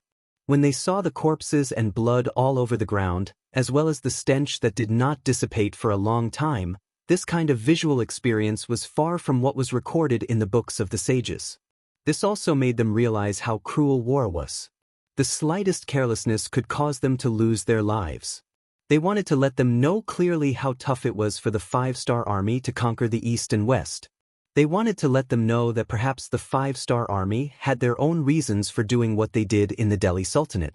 Some people said that reading 10,000 books was not as good as traveling 10,000 miles. That scene was actually happening to Dong Chuanfu and the others now. It was only when their thinking changed that they realized their mistake. When they arrived at Yunnan Prefecture, they were thrown into a small courtyard and not allowed to leave.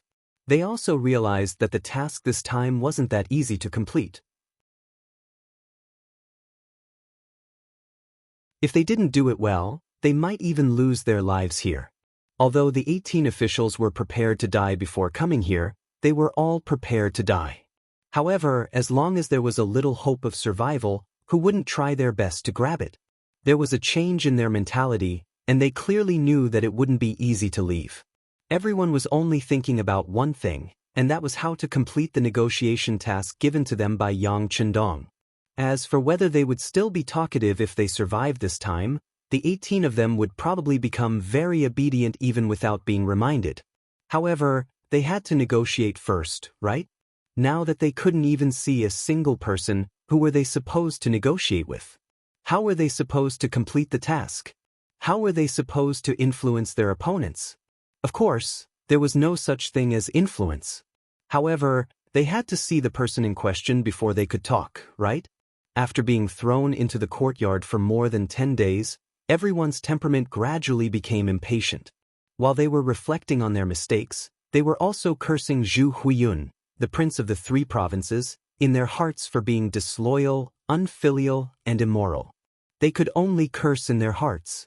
After coming to Yunnan Prefecture from Chichen City, they finally understood what it meant to live under someone else's roof, and what it meant to act according to other people's wishes.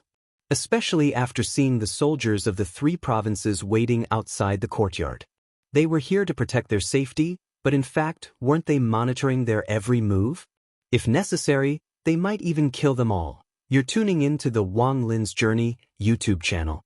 Don't forget to subscribe and join us on this journey to catch the most captivating stories.